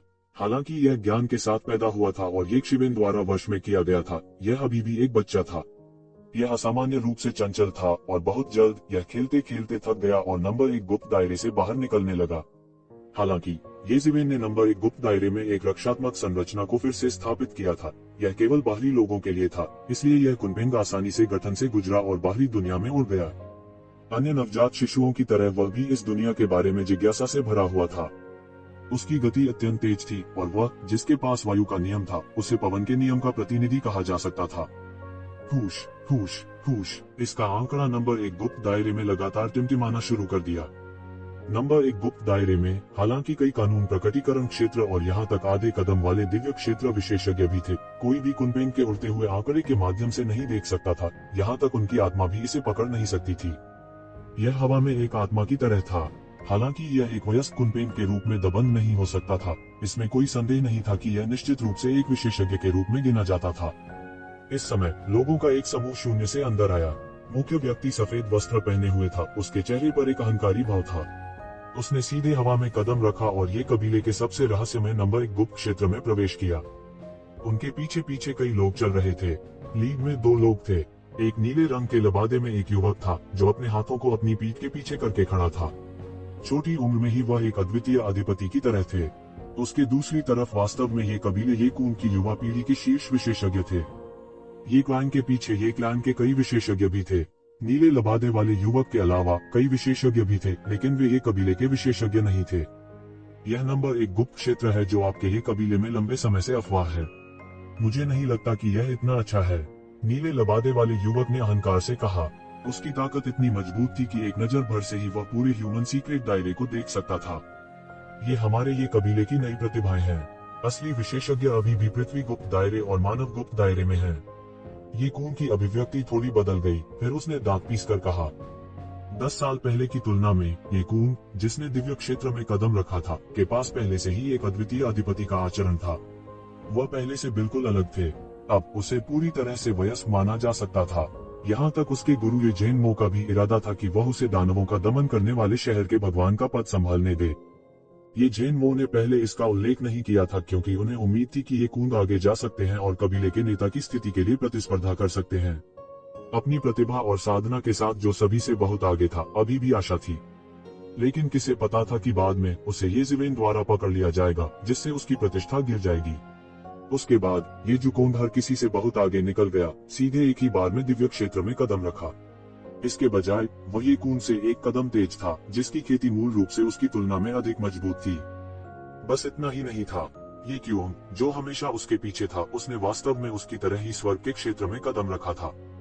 चाहे वह ये जुकोंग हो या ये क्योंग, वे सभी कबीले नेता के गर्वित शिष्य थे। कोई फर्क नहीं पड़ता कि उनमें से कोई भी, उन्हें पद के उत्तराधिकारी का अधिकार था। अगर ये कून हर किसी को मजबूती से दबा सके तो यह ठीक रहेगा। लेकिन अब ये कून के पास अत्यधिक लाभ नहीं था। इससे उनके लिए कबीले के नेता का पद प्राप्त करना और भी कठिन हो गया। ये जुकोंग का उल्लेख नहीं है, सिर्फ ये क्योंग अकेले ये कून से कम नहीं था। ये कून को पद विरासत में मिलने की संभावना अनिश्चित हो गई थी। भले ही उसने दिव्य क्षेत्र में कदम रखा हो और अधिपति बन गया हो, स्थिति पहले जैसी अच्छी नहीं थी। ये कबीले में ये जेन मो के निश्चित रूप से उतने संबंध नहीं थे जितने कबीले नेता के थे। उसी विकल्प के तहत हर कोई अभी भी ये क्योंग को चुनेगा, जिसकी महत्वाकांक्षा ये कून के ऊपर थी, जो दानव दमन शहर से आया था। ये जेन मो पिछले कुछ वर्षों में इन सब के प्रति उदासीन हो गई थी। उनकी योजना थी कि ये कून को दानव दमन करने वाले शहर के भगवान का पद संभालने दिया जाए। उन्होंने बंद दरवाजे की खेती की स्थिति में प्रवेश करने की भी योजना बनाई। दानव जाति के आक्रमण की पृष्ठभूमि के तहत यह कहा जा सकता है कि दिव्य क्षेत्र के अधिपति को भी सावधान रहना होगा। अगर वे सावधान नहीं होते तो वे गिर जाते। क्या ऐसा है? पृथ्वी गुप्त क्षेत्र और स्वर्ग गुप्त क्षेत्र में क्या है? नीला नीला लबादा पहने युवक अवमान ना मुस्कुराया। मैंने सुना है कि ये कबीले के कुछ विशेषज्ञ हैं। मैंने उन्हें क्यों नहीं देखा, खासकर उस परमेश्वर के बच्चे को जो दावा करता है कि उसके पास देवताओं का रक्त है। क्या आपने यह नहीं कहा कि वह आपकी मानव जाति के 5 दिग्गजों के बराबर है? यदि यह संभव है तो मैं उसके साथ एक स्पार होने की उम्मीद करता हूँ। उद्धरण चिन्ह। जूनियर ब्रदर येजुकोंग इस समय एक दूर स्थान पर है और कुछ समय के लिए वापस नहीं आ सकता। भविष्य में आपके पास निश्चित रूप से लड़ने का मौका होगा। ये कहते ही ये कून के हाव भाव बदल गए। उसे कब इस तरह हेय दृष्टि से देखा गया था? यहाँ तक कि मानव जाति की इस पीढ़ी के 5 दिग्गजों ने भी उसे इस तरह नीचा दिखाने की हिम्मत नहीं की। वह फिलहाल वापस नहीं आ सकता, या वह हमसे डरता है। जब उसने सुना कि हम आ रहे हैं तो वह डर के मारे भाग गया। नीले रंग के लहंगे में युवक मुस्कुराया और बोला। उसके मुंह के कोने में तिरस्कार और शीतलता का संकेत था। उनकी मूल रूप से सुंदर मुस्कान इस समय थोड़ी क्रूर दिख रही थी। ये कूंग इतने गुस्से में थे कि उनका चेहरा लाल हो गया। उसने डांटा, बीशांजू, ज्यादा दूर मत जाओ। बहुत अधिक? मैं बहुत ज्यादा कैसे हूँ? नीले वस्त्र वाले युवक ने मुस्कुराते हुए कहा, मैं वास्तव में आपके परमेश्वर के बच्चे में बहुत दिलचस्पी रखता हूँ। इतने सालों में मैंने कभी भगवान को नहीं देखा। मैंने हमेशा सुना है कि हमारे पूर्वजों में से एक ने एक भगवान को मार डाला था। हालांकि मैं अपने पूर्वज से अपनी तुलना करने की हिम्मत नहीं करता, लेकिन मैं भगवान के बच्चे को मारने में सक्षम हूँ। जैसे ही उन्होंने यह कहा, न केवल ये कून बल्कि ये कून के पीछे ये कबीले के विशेषज्ञ भी अचानक आग बबूला हो गए। उनमें येजिवेन के कई पुराने परिचित थे, जिनमें येजू और कुछ अन्य भी शामिल थे। उस समय वे सभी एक ही पीढ़ी में येशिवेन के साथ प्रतिस्पर्धा कर रहे थे। अब इतने साल बीत चुके थे। हालांकि वे येजिवेन और अन्य लोगों की तरह चमकदार नहीं थे, वे भी उन नए सितारों में से एक थे जिन्हें ये कबीले ने बड़े प्रयास से विकसित किया था। इन वर्षों में उन्होंने दिव्य अस्तित्व के दायरे के 7वें स्तर को भी पार कर लिया था और एक बड़े शॉट बन गए थे। हाल के वर्षों में ऐसा लगता है कि स्वर्ग और पृथ्वी के नियम बदल गए हैं। मूल रूप से बहुत से लोग दिव्य लोक के 7वें स्तर में प्रवेश नहीं कर सके। इस समय बहुत से लोग आकाशीय क्षेत्र के 7वें स्तर से अचानक टूट गए। पुरानी पीढ़ी और युवा पीढ़ी के कई लोगों ने दिव्य लोक के 7वें स्तर को पार करने के लिए इस अवसर का लाभ उठाया। क्या तुम अभी भी आश्वस्त नहीं हो? बीशनसू ने उपहास किया और कहा, यदि आप इस दुनिया में सबसे उत्कृष्ट रक्त रेखा के बारे में बात करना चाहते हैं तो शायद भाई फैन से बेहतर कोई नहीं है। यहाँ तक तथाकथित देवता भी कोई अपवाद नहीं है। इसी दौरान उनकी नजर सफेद लबादे वाले युवक पर पड़ी। सफेद लबादे वाला युवक बस थोड़ा मुस्कुराया, थोड़ा अहंकारी, लेकिन ज्यादा कुछ नहीं बोला। ऐसा लगता था कि उन्होंने इस तरह की तुलना का तिरस्कार किया। तुम सब बहुत जिद्दी हो, खून खराबा और न जाने क्या क्या जन्मजात स्थितियां हैं। अगर तुमने बाद में मेहनत नहीं की तो तुम्हारे जो भी खून खाने हैं वे सब बर्बाद हो जाएंगे। इन वर्षों में उजाड़ पुरातनता का पतन इससे असंबंधित नहीं है। सफेद वस्त्र वाले भाई फैंग ने उदासीनता से कहा। जब ये कबीले ने यह सुना तो न केवल वे इस उचित प्रतीत होने वाले कथन से सहमत नहीं थे, बल्कि इसके विपरीत वे कुछ गुस्से में थे। ये कबीले के चेहरे पर एक जोरदार तमाचा था। उनके ये कबीले ने यह बात नहीं फैलाई कि येजुकोंग में परमेश्वर का रक्त है और वह परमेश्वर का बच्चा है। बस इस तरह की भगवान की रक्तरेखा ही बड़प्पन का प्रतीक थी। अगर वह सीधे यहाँ आते तो खून खराबा कुछ नहीं होता। अगर उसने मेहनत नहीं की होती तो वह एक साधारण व्यक्ति से भी बदतर होता। इस समय वे मदद नहीं कर सकते थे, लेकिन अपने दिल में सफेद वस्त्र वाले युवक को शाप दे रहे थे। यदि आपकी पृष्ठभूमि अच्छी नहीं है तो कौन जानता है कि आप अभी मिट्टी में कहाँ खेल रहे होंगे। क्या ऐसा नहीं लगता कि जब आप यह कहते हैं तो आपकी कमर दर्द कर रही है? हालांकि उन्होंने इसे जोर से कहने की हिम्मत नहीं की। यहाँ तक कि कबीले के शीर्ष प्रतिभाओं के रूप में अपने गर्व के साथ उन्होंने इसे जोर से कहने की हिम्मत नहीं की, क्योंकि उनके सामने सफेद वस्त्र वाले युवक की पहचान बहुत चौंकाने वाली थी। यह इतना चौंकाने वाला था कि यहाँ तक कि कून, ये कबीले का नया आधिपत्य, और बीशान कबीले का नया अद्वितीय आधिपत्य, बीशानजू, केवल आज्ञाकारी रूप से उनका साथ दे सकते थे। चलो चलते हैं, यहाँ कुछ भी दिलचस्प नहीं है। चलो सीधे स्वर्ग के गुप्त दायरे में चलते हैं और एक नजर डालते हैं। इस जगह को देखने के बाद मेरे पास एक मोटा विचार है, सफेद लबादे वाले युवक ने कहा। बस इतना ही। मुझे आशा है कि भाई फैंग हमें प्राचीन जंगल की वर्तमान स्थिति के बारे में अधिक बता सकते हैं। वास्तव में हम दानव जाति के खिलाफ अग्रिम पंक्ति में हैं। यदि हम गिरते हैं तो मुझे डर लगता है, ये कून ने कहा। क्या आप मुझे धमका रहे हैं? भाई फैंग ने ये कून पर ठंडी नजर डाली और कहा, बिल्कुल नहीं। ये कून बेहोश होकर मुस्कुराए। उनका भी अपना गौरव था। इस तरह हेय दृष्टि से देखे जाने पर वह पहले से ही क्रोध से भरा हुआ था। यदि यह उसके सामने वाले व्यक्ति की पहचान के लिए नहीं होता, और यदि यह बीशांजू होता तो वह पहले ही उसे पीट चुका होता। तो अब और मत कहो, मुझे पता है कि मुझे क्या कहना चाहिए। भाई फैंग ने कहा। अनजाने में भाई फैंग ने ये कून पर नजर डाली और कहा, मैंने सुना है कि आपके ये कबीले में ये जिवेन नाम का एक व्यक्ति है। ये जिवेन का नाम सुनकर ये कून और अन्य लोगों का रंग थोड़ा बदल गया। 10 साल बीत चुके थे। कई लोगों के लिए शायद ये परिवार के कई सदस्य धीरे धीरे उस सदमे और महिमा को भूल गए थे जो ये जिवेन ने अतीत में पैदा की थी। वे शीर्ष 100 की सूची में शीर्ष पर थे और इंपीरियल कोर्ट प्रतियोगिता के चैंपियन थे।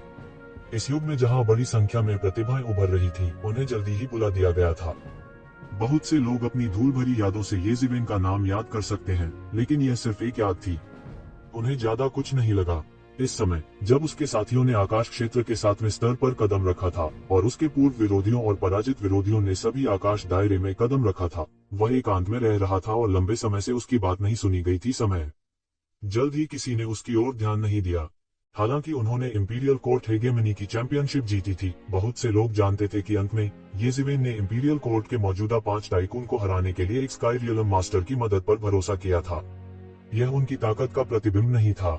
अगर वे वास्तव में लड़े तो ये जिवेन 5 टाइकून के लिए एक मैच नहीं हो सकता है। इसके अलावा बहुत से लोग जानते थे कि 10 साल पहले ये जिवेन दिव्य प्राणी क्षेत्र की 6ठी स्वर्गीय परत पर था। भले ही उसकी युद्ध कौशल सेलेस्टियल बीम रियल्म की 9वीं स्वर्गीय परत के विशेषज्ञों को उड़ा सकती है, लेकिन यह इस तथ्य को नहीं छिपा सकती है कि वह सेलेस्टियल बीम दायरे की 6ठी स्वर्गीय परत का योद्धा मात्र था। अब केवल 10 वर्ष ही बीते थे।